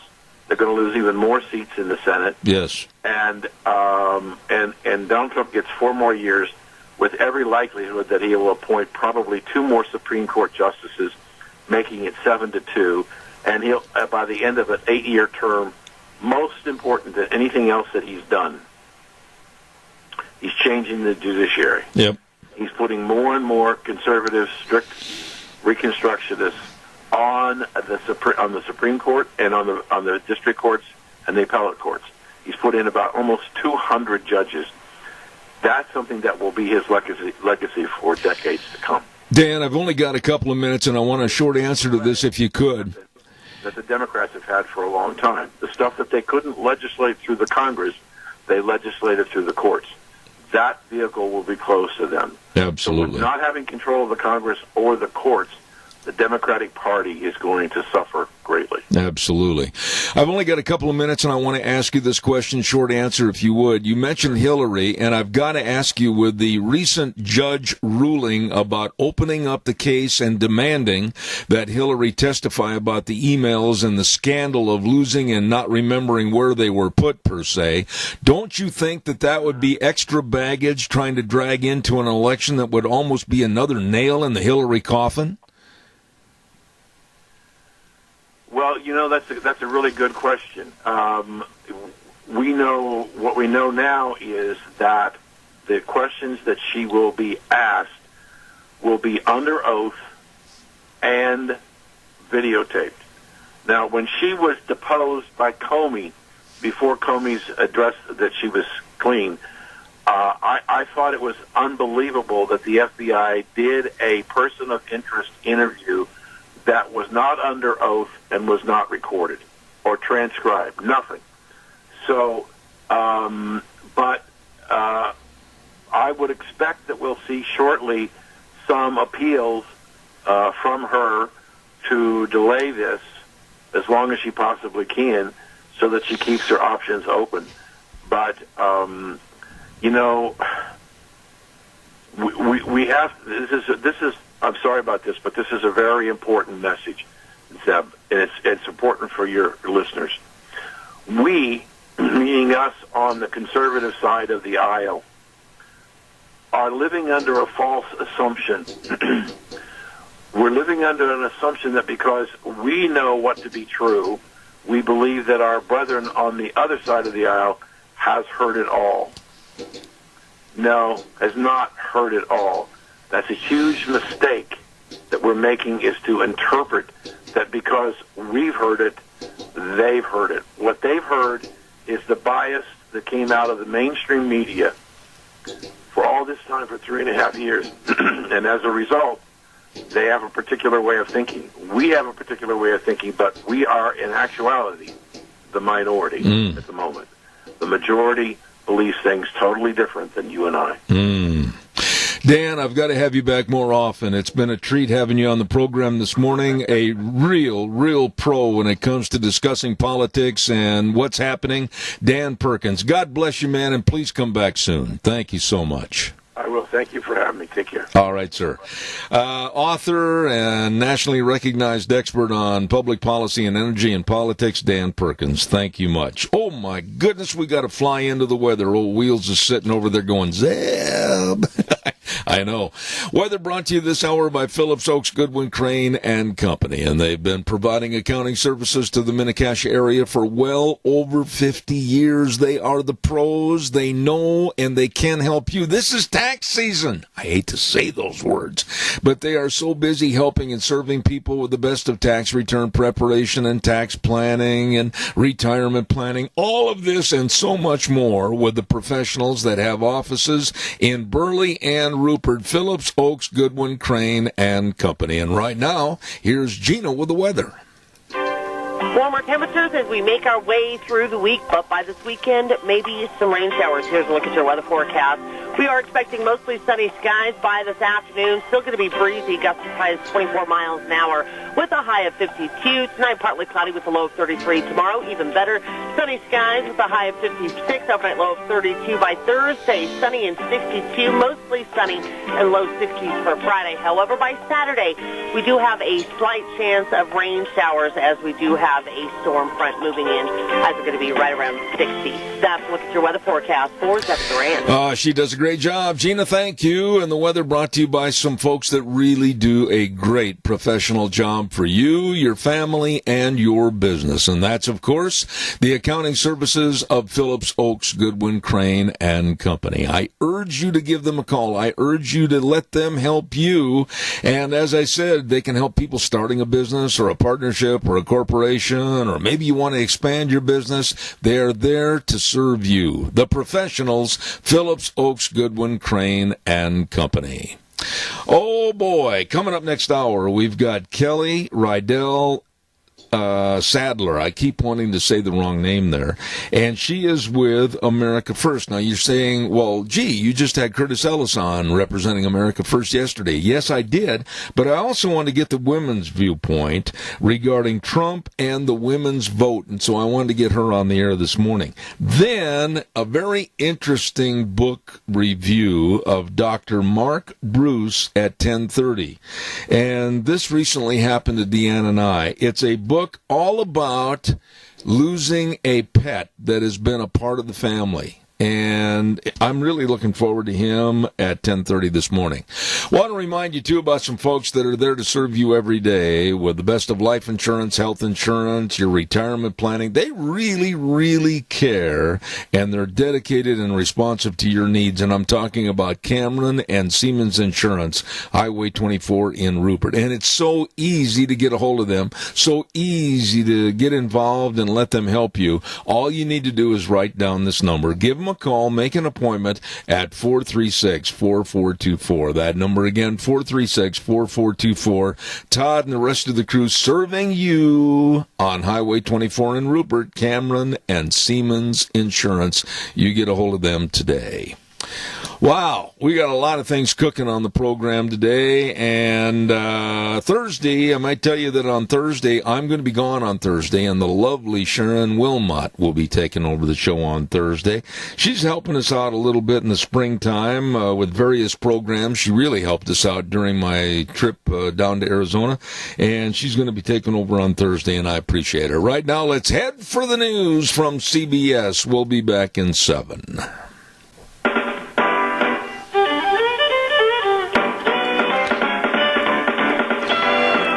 Here we go, hour number 3, and Zeb at the Ranch. I'm Zeb Bell. Good morning to you. Hope you're having a great Tuesday, March 3rd, and of course our major sponsor, your Magic Valley, Les Schwab Tire Centers, all seven locations with the best of tires for your safe driving. And of course, Burley Physical Therapy and Rehabilitation at 1263 Bennett Avenue, Suite 2 in Burley, helping you get back to being you. And our friends, for our senior friends, and that's, of course, Greystone Crossing Senior Living at 1221 21st Street in Heyburn. Oh, my goodness, what a beautiful facility. If you haven't seen it, you better call, make an appointment to check it out. 12-bedroom home, and, of course, they furnish 3 meals a day, snacks, housekeeping. When I said the meals, they love to cook over there. And don't forget, local transportation, all included in the rent. You'd better check it out. Call Matt or Kelly Wiggins at 650-4979. That number again, 650-4979. Make an appointment to see the beautiful Greystone Crossing. And they're located right there on Alfresco Road. That's 21st Street. And the address exactly is 1221 21st Street in Heyburn. Seniors living the good life with friends at Greystone Crossing. Want to also remind you, and I've talked about this extensively on my program and will continue to do so, I believe in it and I'm a part of it, where I'm buying silver and creating my own financial security in my bank with 7 7K Metals. I urge you to call a couple of friends of mine, and they can tell you all about 7K Metals and silver purchases that are sent right to your home. It's a great saving opportunity for you and a valued treasure for your loved ones in the future. You better check it out. Call Lon Hardy at 312-8699 or Sharon Wilmot at 430-3259. Please tell them I told you to call. These are wonderful people serving you with silver purchases through 7K Metals. Let's go to the phone line right now, and we have the communications director at American First Action and a former special assistant to President Donald Trump. Good morning, Kelly Rydell Sadler. How are you? Good. Happy Tuesday. Happy Super Tuesday. Well, I'm not a Democrat, so I don't want to say anything happy about it. Does that sound like I'm being kind of negative? No, I mean, just look at our opponents. You should be happy. I mean, we've got Joe Biden, who doesn't know what state he's in, doesn't know what he's campaigning for, is confused half the time, and then you've got a socialist, Bernie Sanders, who would run this country, into the ground with his revolution, that the majority of Americans who live in swing states just, adamantly don't want and won't approve. So we're feeling confident in whomever is going to be our opponent come 2020. Well, I agree with you, Kelly, and there's a lot of reasons I wanted you on the air to talk from the women's aspect. Now, I want to talk to you a little bit about that. It's been said, and I think overstated and almost mundane, that Donald Trump is not getting or garnering or gathering enough of the women's support and vote for this re-election in November. What are your thoughts on that? Well, I mean, I just think that's a, mainstream media narrative that they want to, suppress, the women turnout, and they don't want to highlight everything that this president has done on behalf of women. And I think that women around this country recognize that. I mean, of the 7 million plus jobs that have been created, half of those have been filled by women. This president has promoted women to the highest ranks within his administration. You've got, for the first time ever in a budget where you had paid parental leave passed, as well as, recommended in his budget for not just federal workers, but for every, mother out there in the country. There's a lot of good things that this president has done. Primarily, I mean, we've got over 200, judges that he's appointed, conservative judges, including, 2 Supreme Court judges. So he's changing the court system, from at the federal level. And this is just really revolutionary, and it goes right with the conservative agenda. And women should be pleased and happy and feel good about the direction of this country. Absolutely. Kelly, you have worked with Donald Trump. You probably know him far better than a lot of the political pundits and other people that are on the air and on my program every day. Give us a little insight as to what kind of a person is he to work for and be around. Well, he's a very, he's a great leader. And as I said before, he surrounds himself with, smart people, has appointed women to, the highest ranks within his administration and within his reelection campaign. He's very direct. He kind of knows what he wants. He knows what he campaigned for on the behalf of the forgotten men and women of America, and he executes on those strategies. So, his opinions haven't changed. And if you look at the tape of him back in the 80s talking about these unfair trade, balances that we have with countries like China, and how we need to renegotiate some of these big trade deals like NAFTA, he has done it. And he set forth, the moment that he stepped in that office, he had a 100-day, plan of these are all of these Obama-era regulations that we're going to repeal because we need to get small businesses started. We need to get this economy revved up. And he did just that. He understands the common man. He understands the economy, being a businessman, and has made great changes to this nation because of it. When I listen and watch the various television programs and or listen to various political people on the radio, and including the people that are on my show, and some of which are Democrats, and they sit there and they rail on and on about, well, any one of our candidates, whether it's Biden or Bloomberg or whether it's Elizabeth Warren or Bernie, every one of them in the polls show that they can absolutely soundly defeat Donald Trump. Where do they get this attitude from? I mean, I just hope they keep it, right? They got everything wrong in 2016 and 2015 and 2016, and they continue to get things wrong up until, today. They haven't learned any lessons. They chase one, hysteria hoax at a time. There's always a crisis that they got to alert the American people about, but the American people are feeling good. They're seeing their wages rising. There's more job opportunity out there than there ever has been in my lifetime. And, we look at these internal polls here at America First. And in the battleground states, we went out in August with looking at, these Democratic nominees or contenders. And we just got back from being out in the field as well. And what we're seeing from our internal numbers is that every single one of these Democratic frontrunners, Joe Biden, Bernie Sanders, Elizabeth Warren, their unfavorability level has increased. It's spiked. They're all at 50% or higher. And just bottom line, that makes them it makes them unelectable in these swing states that they must win if they want to win the Electoral College. And that's how you become president in states like Florida, Georgia, North Carolina, Pennsylvania, Ohio, and Michigan. Kelly, there is a problem, though, that I think needs to be overcome, and you will not find anybody more conservative than me. However, when I look at a Bernie rally on television and read about it in the paper and see pictures, you're going to see multitudes upon multitudes of young 30 and under millennials that are very supportive of Bernie because of the free attitude of Bernie the socialist. That being said, I do believe that Donald Trump has got to do something or say something to bring or transition the thinking of younger Americans to come over to the conservative side. Do you agree or disagree? I feel like this is an education failure.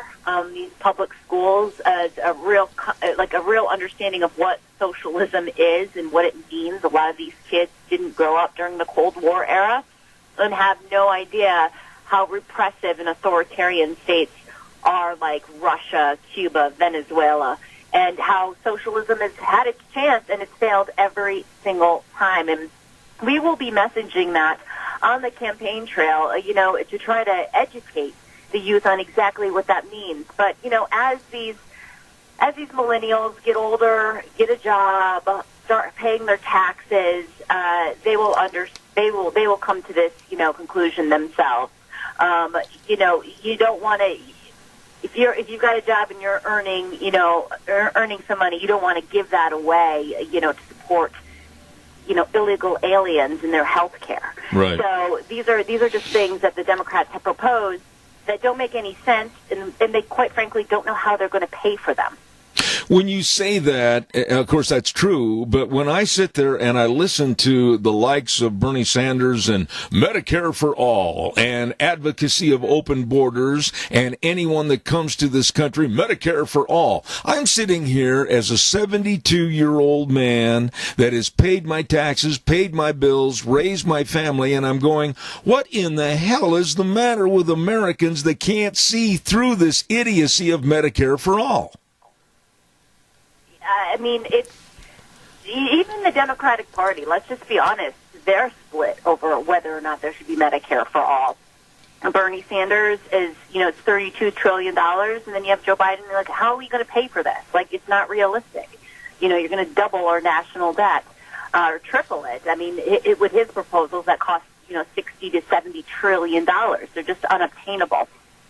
It is hard running against a candidate who wants to give everything away for free, but it's just not practical or realistic. And we got to look at the systems in Canada, for example, and in the UK that are socialized healthcare systems, and the wait times and, not being able to get, the care that you need when you need it because you're put on a wait list.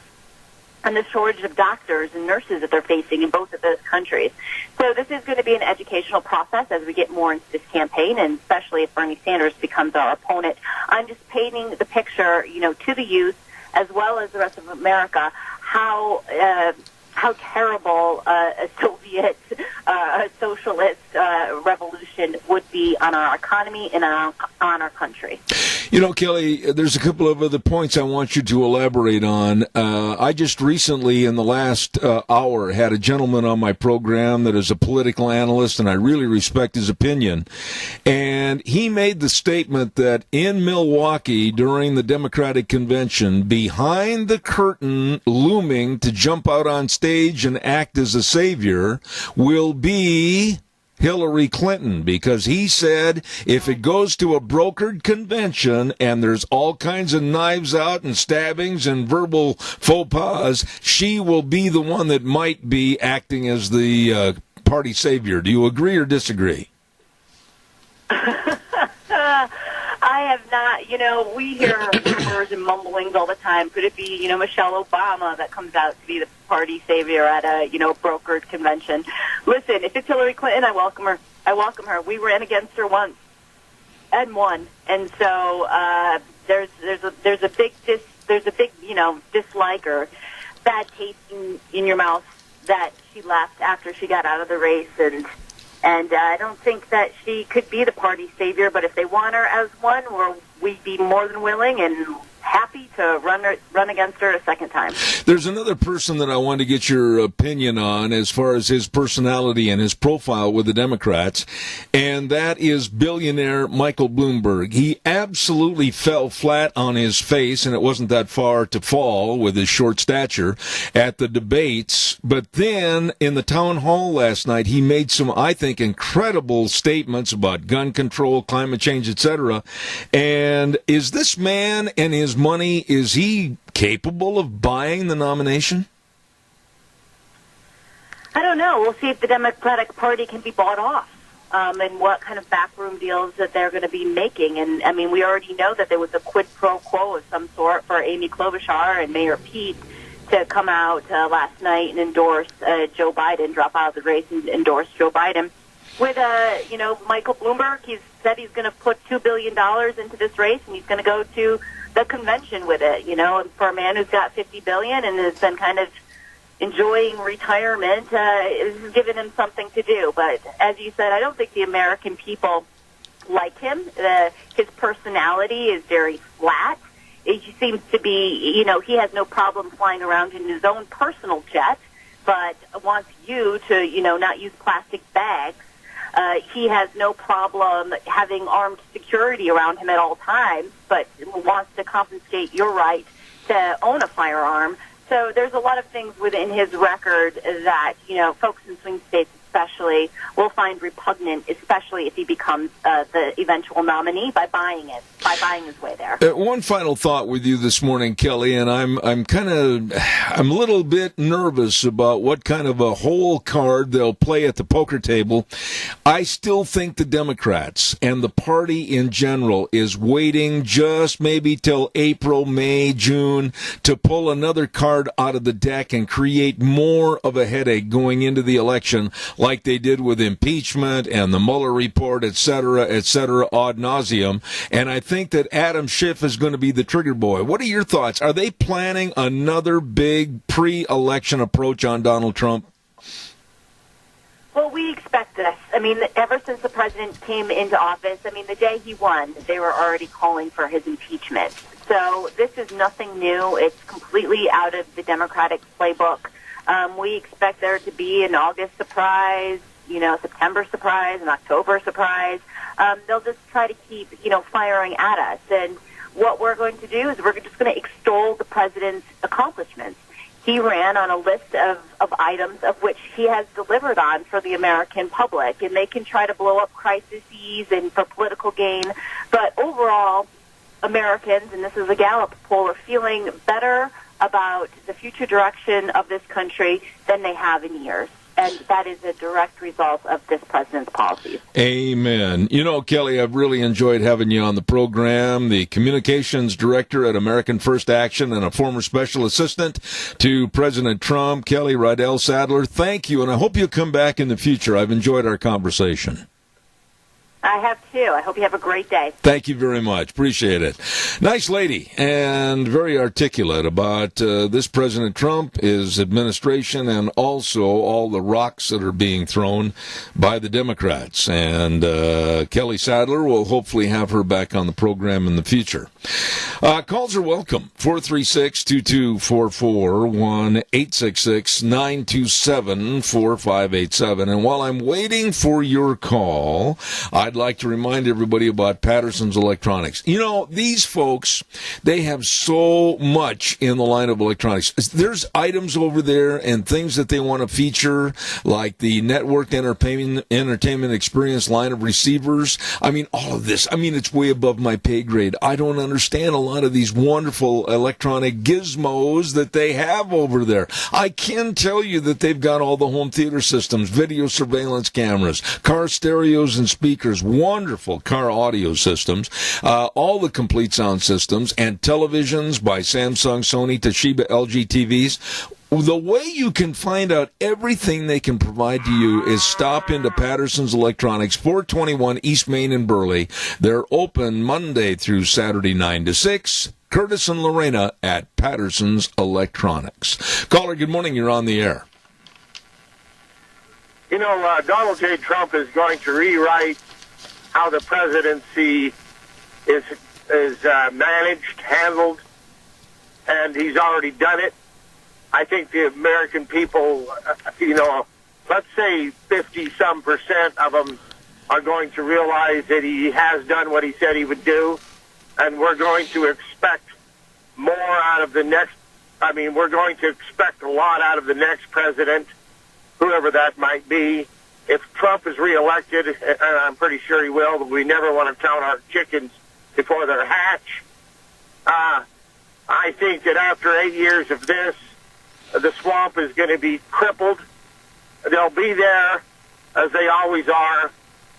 But I think what he has done is nobody in history, short of, and this sounds extreme, but short of George Washington, has anybody so revolutionized the way the presidency, well, of course, George was the first one, but the way it's handled.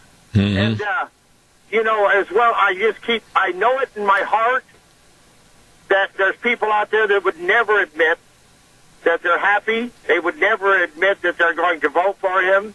But when they go into the voting booth, they will vote for Trump. And, it may be a secret till they drop dead. And so I just think that Donald J. Trump is,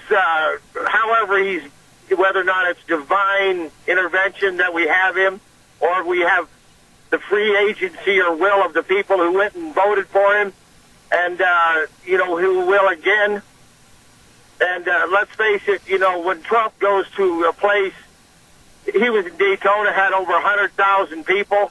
He's a rock star who doesn't want to be a rock star. He is your friend. You trust him. You could sit down and drink a beer with him, and he would be friendly and nice, and you feel that from him. Well, and Bloomberg is an arrogant something. Well, let me just say this. All of those accolades that you laid at Trump's feet are well-deserved. And it will be very interesting if and when he's reelected in November to see what a man could possibly do as president without having the Democratic guard dogs going after him with Mueller reports, impeachment, and everything else. That being said, I think you will agree with me that all people that want to have Donald Trump reelected, they'd better go to the polls and not be complacent and think that it's a slam dunk. They better go vote. Well, I think the enthusiasm for Donald J. Trump has far surpassed what it was when he was running, because there was a lot of trepidation about what he would do and whether or not he would actually, honor his promises. And he has I remember when we were talking, we were hoping that he would do something about the border, and we were just hoping for two things, whatever it was, maybe the Supreme Court, and I mean, the list is so massive that I can't even begin to recite it, and you ain't got time to listen to it. I don't. But you see, the American people need to know. And so, you're right. It's amazing. Thank God we have him. Again, when Donald J. Trump speaks, the world listens, whether or not they like it or not. And, the coronavirus is not going to upend him. And did you know that their Corona beer sales have dropped off, to nothing because people somehow have it in their heads that Corona beer and the coronavirus are connected? Yeah, This is the people that we live with, Zeb. And you say to yourself, God help us. Yeah, more than that, I guarantee it. Randy, thank you so much for your dissertation, and I appreciate it. God bless you, man. Thanks much. Bye. I got one other good word to get on, and that's, of course, with our friends Cordell and Patty Sheridan, and their great big Sheridan Ranch 25th Annual Bull Sale coming up this Saturday. Oh, don't miss it. Problem-free cattle. And let me tell you, it's going to be this Saturday, March 7th, starting at 1 p.m. at the Burley Auction Yard. One of the West, and this is true, one of the West's most outstanding offerings of yearling and coming 2-year-old Gelbvieh, Angus, and Balancer bulls. You're going to see the best right there at this bull sale. Cordell and Patty Sheridan. The number to call for more information on the sale on the bulls, 430-5532. That number again, 208-430-5532. Sheridan Ranch, great big 25th Annual Bull Sale coming up on this Saturday, March 7th at 1 p.m. at the Burley Auction Yard. Don't you miss it. It's one of the very, very best. Right now, we're going to send it over to Old Wheels over at our station, and we really appreciate all of his efforts, and we're going to have about 3 minutes. We'll be right back. And now, back to Zeb at the Ranch on AM 1230 KBAR. To reach Zeb, call 436-2244 or toll free 1-866-927-4587. And now, here is Zeb. Oh, thank you. We're in the last half hour, and I want to remind you about all the good things that are going on for your home beautification and comfortization at Lee's Furniture, Floors, and more. Hello, Jeff and the crew over at Lee's. My goodness, they're located at 459 Overland and Burley, and they've got a huge sale going on right now. I mean, right now, this minute, and they've got great shipments of new recliners. Oh, sit back and enjoy. Sofas, love seats. They've got all your flooring, all your carpet needs. What are you waiting for? Get over there right now and talk to the professionals and beautify and comfortize your home. Lee's Furniture, Floors, and more. And save money, too. 459 Overland and Burley. And, of course, the telephone number to call Jeff and the crew, 878-2341. Lee's Furniture, Floors, and more. I saw the information sheet come across my desk about, I don't know how many days ago it was, and it kind of struck me that the title of this book and the reason for this book falls right into what happened to Deanne and I recently. Recently, our little dog that had been with us for many, many years, she was 18 years old, a little mini Corgi, mini Aussie Cross, Ruby, had to be put down. And the sadness and the grief that goes with putting down a pet is absolutely huge. And it's hard to overcome. And this gentleman has written a book called Jackie, A Boy and a Dog, A Warm Cold War Story. Good morning to Dr. Mark Bruce. How are you? I'm doing great, Zeb. How are you doing? I'm sorry to hear of your loss, and I feel your pain. You know, I want to elaborate on this point a little bit before we go into your book, Dr. Bruce, but having a dog as a member of the family, and believe me, she was, and you watch, you laugh, you enjoy, and you cry, everything else, and then you see the dog start to diminish in their vitality and their everyday being able to do this, that, or the other, and then you have to make a very rough decision as to put the dog to sleep or not, it'll just tear your heart out.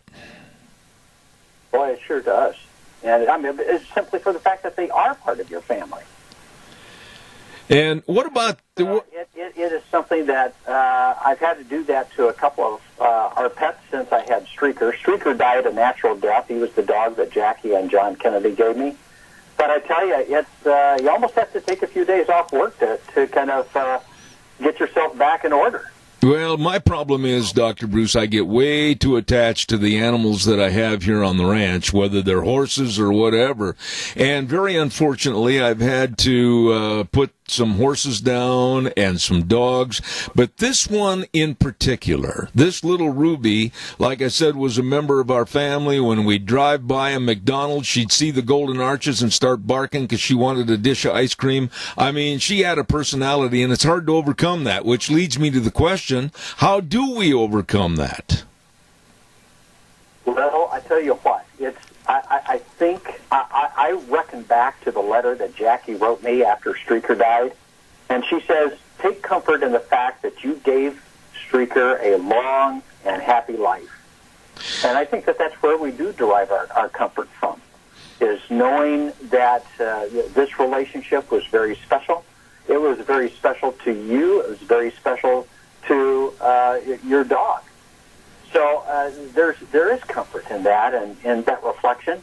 Certainly, nothing can probably totally replace it, but at the same time, it gives us some insight into the whole reason why God allows us to have relationships like this. Mm-hmm. And that is certainly to provide us with comfort, to provide us with solace, and it's a great gift. It really is. Let's talk about the book. It's very intriguing to me, your title, Jackie, a Boy and a Dog, a Warm Cold War Story. Give us the general synopsis of the title, the book, and everything that it means. Go ahead. Well, this is a story that's just so rich in history. And my dog's grandmother was the first dog that the Russians sent up in a Sputnik to come back alive. That was Strelka. During the early part of the space race, the Soviets were far ahead of the United States, but they did hard landings of their spacecraft in the desert, and they hadn't gotten it figured out real well. But Strelka, they got it right, and she came back alive, and after she came back, she had a litter of pups. One of those pups was Pushinka. Pushinka became a gift of state to the Kennedy family from the Khrushchevs at the 1961 Vienna Summit Conference, a real token of friendship that really started a relationship between Kennedy and Khrushchev that was so important during the apex of the Cold War. Fast forward to 1963. Charlie, the Kennedys' Welsh Terrier, he was the only dog the Kennedys entered the White House with, and he was Jack's favorite. He was a swimming companion with Jack in that White House pool. And Charlie falls in love with Pushinka. They have a litter of pups in 1963, the summer of 63. And it was a week after I had accidentally killed my own dog. I mean, I didn't put that dog to sleep. I had actually accidentally killed that dog. I was absolutely devastated. A 10-year-old kid playing baseball. And I didn't know that Midget, that little dog that was so loyal to me, was outside. She loved to play catch, and as I was at bat, she saw the ball coming to home plate, thought it was for her. It was a perfect pitch for me, and so I swung. She jumps up to catch the ball. I hit her in the head and kill her. Oh, my. And I watched this dog that I loved die in front of me. You know, I'd be in therapy today if that happened today. But we didn't have those kind of resources in central Missouri at that time. So I just cried. I cried for a week. Came out, ate lunch, go back, and cried some more. But this one day, a week later, Paul Harvey comes on the radio and says, they just had a litter of pups at the White House. What are they going to do with all those dogs? And I'm thinking, nobody needs a dog more than I do. I'm going to write the Kennedy family and ask them for one of their dogs. Oh, my. You know, being 10 years old, I didn't know any better. My two older brothers thought I was crazy, and they let me know that. But I think my mother saw that maybe this was a way that Mark can handle his grief. And so she encouraged me. I sat down and I wrote this letter to the Kennedy family, and I said, I killed my dog. Can I have one of yours? That's more or less what I said. And about a week later, they write back and they say, we are so sorry to hear your sad story, but we're not going to give any of the dogs away. Well, I forgot about it.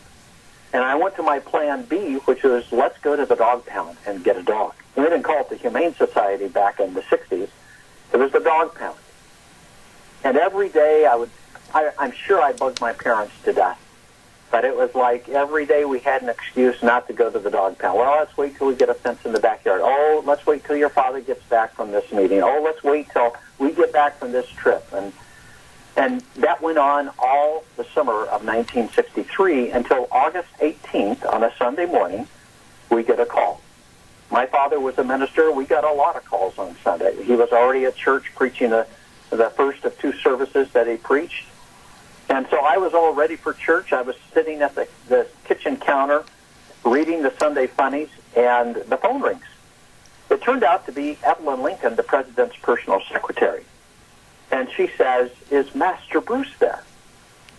Well, I wasn't used to being called Master around our house. I thought she meant Mr. Bruce. But I couldn't figure out why she wouldn't call him Reverend Bruce like everybody else did. So I said, no, he's not here. Would you like to speak to my mother?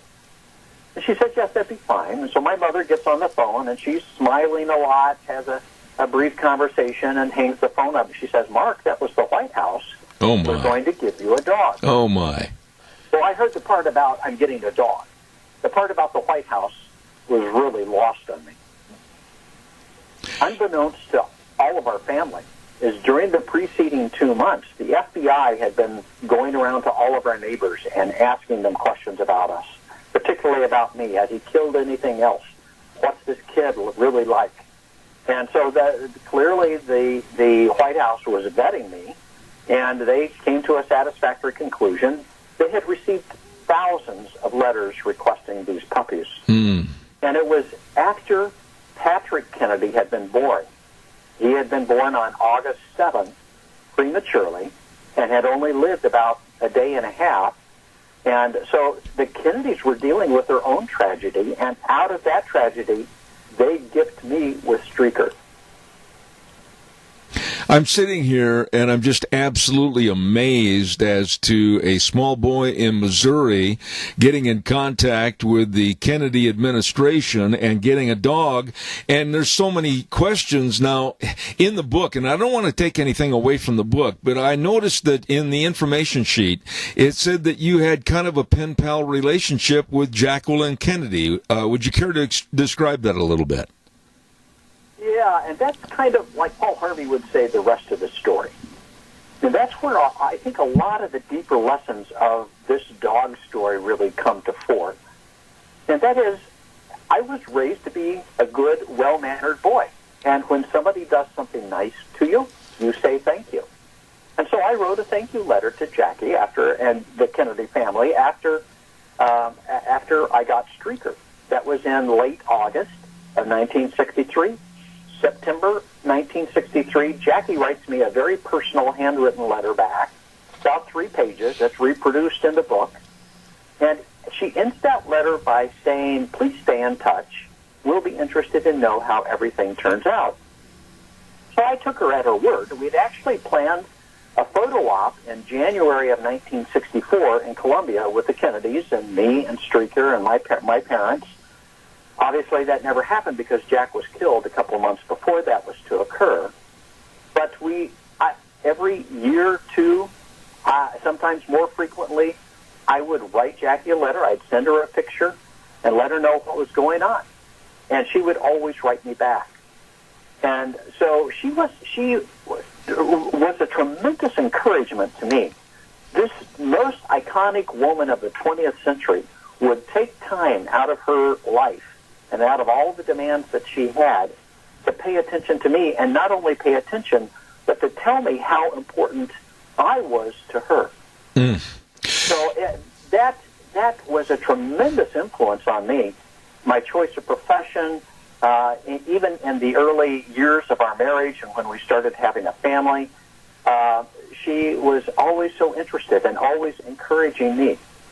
So I really saw Jackie being used as an instrument of God's grace in my life to encourage me and to, in turn, make me an instrument of God's grace in so many of the people that I've been able to touch through my medical work around the world. Wow.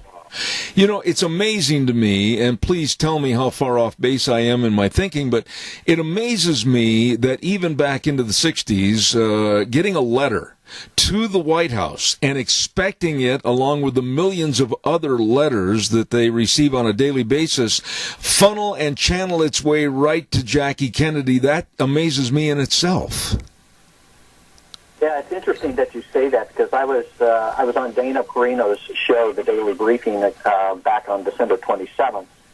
And she used to work at the children's desk at the White House prior to getting her security clearance before she became George Bush's press secretary.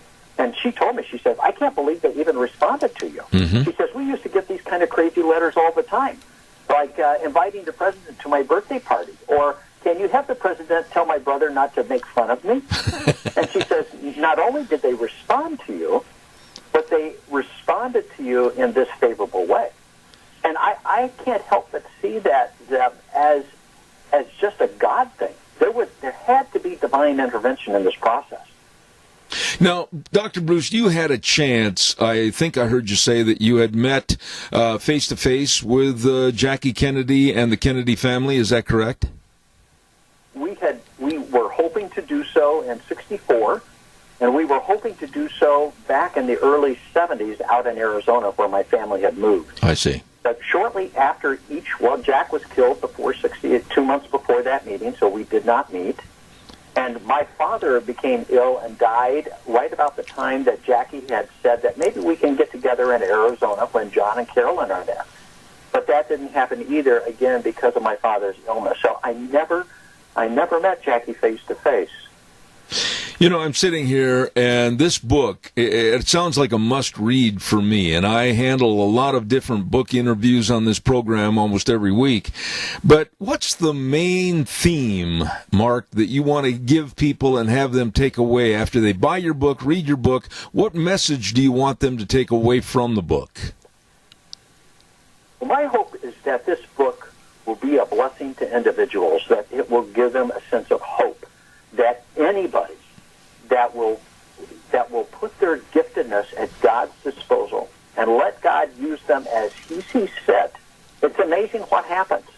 You know, I didn't really understand that whenever this was going on when I was 10 years old, but looking back, and at each step along the way, each encouragement that Jackie gave me, it was truly amazing. And then, again, to see the impact that I've been able to have, especially in my medical work. I'm an emergency medicine physician. I've been involved with a lot of medical relief work in the disaster zones and the tsunami-affected area and the West Sumatra earthquake zone, and involved now with teaching and establishing the specialty of emergency medicine in Belize and Central America. I see that same power that we have when we, again, put our giftedness at God's disposal, and how God will use animals sometimes as that same instrument of His grace. One of my favorite stories that I recount in the book was the relationship that Jack Kennedy had as president with Charlie, his favorite Welsh Terrier, during the Cuban Missile Crisis. In the Situation Room, things were very, very tense. The blockade was up. It was very concerning because it looked like we were heading to a nuclear war. All of a sudden, Jack turns to Travis Bryant, which was his dog handler, and he says, "Bring Charlie to me." And so Travis brings Charlie into the Situation Room, and the president just starts playing with the dog for about 10 minutes. He's just playing and petting with Charlie, just totally focusing on Charlie. And after 10 minutes, everybody's kind of looking at the president like, gee, he's losing it. But after 10 minutes, the president turned back to Travis Bryant and said, okay, why don't you take Charlie back to the kennels? I think it's time for us to make some decisions. So just that ability for that, again, that animals have for helping us to focus, to help us center down. At least for the president, it helped him to center down and refocus on really the crisis at hand. Absolutely. That's the power that we have with a relationship with a pet.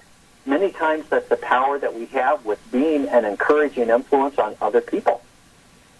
You know, I'm sitting here just absolutely relating some of my experiences with your experiences and what you're talking about with the Kennedys and the dogs.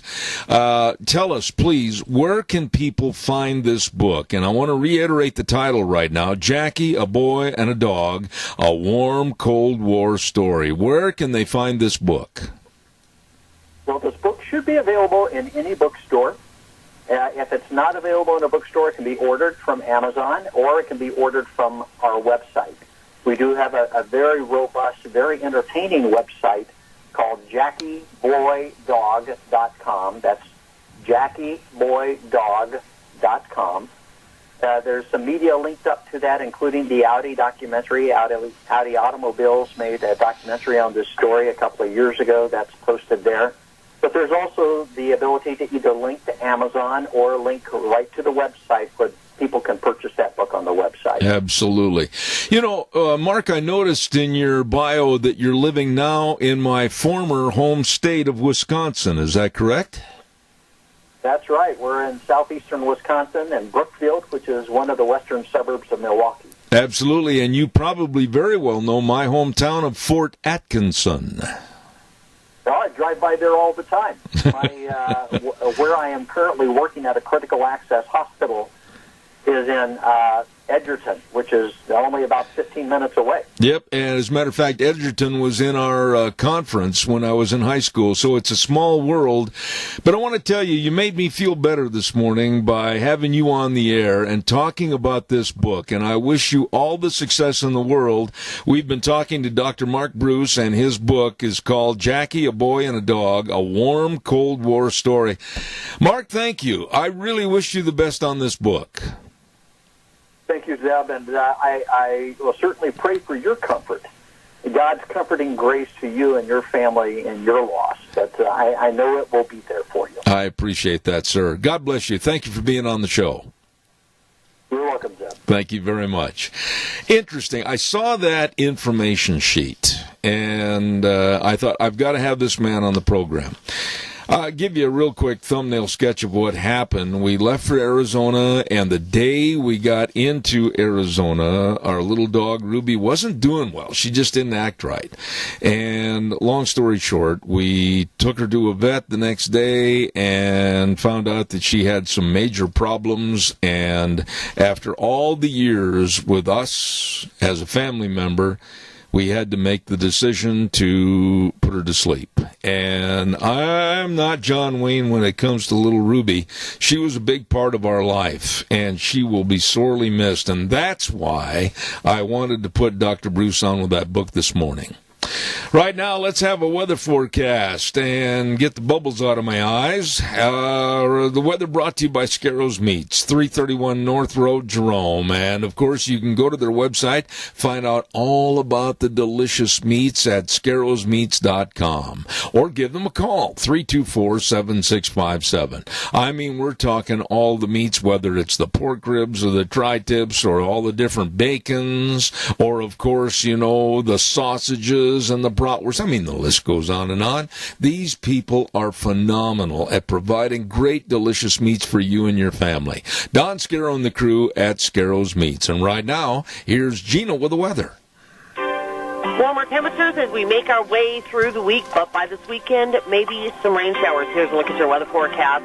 We are expecting mostly sunny skies by this afternoon. Still going to be breezy, gusts as high as 24 miles an hour with a high of 52. Tonight, partly cloudy with a low of 33. Tomorrow, even better, sunny skies with a high of 56. Overnight low of 32. By Thursday, sunny and 62. Mostly sunny and low 60s for Friday. However, by Saturday, we do have a slight chance of rain showers as we do have a storm front moving in, as we're going to be right around 60. That's a look at your weather forecast for Deborah Duran. Oh, thank you, Gina. And the weather, of course, brought to you by Don Scarrow and the crew at Scarrows Meats. I got to call him up and invite him over here and bring some bratwurst. 331 North Road, Jerome, Scarrows Meats. They are changing the way we eat, one delicious bite at a time.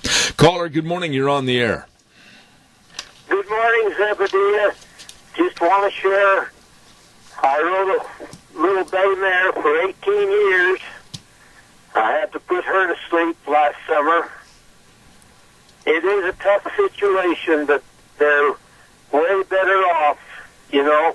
Absolutely. I hate to see a pet suffer. I agree. Totally agree with you, but it's got to be one of the hardest decisions in the world. I've had to do it with horses and also dogs, but I guarantee you it's never, ever easy.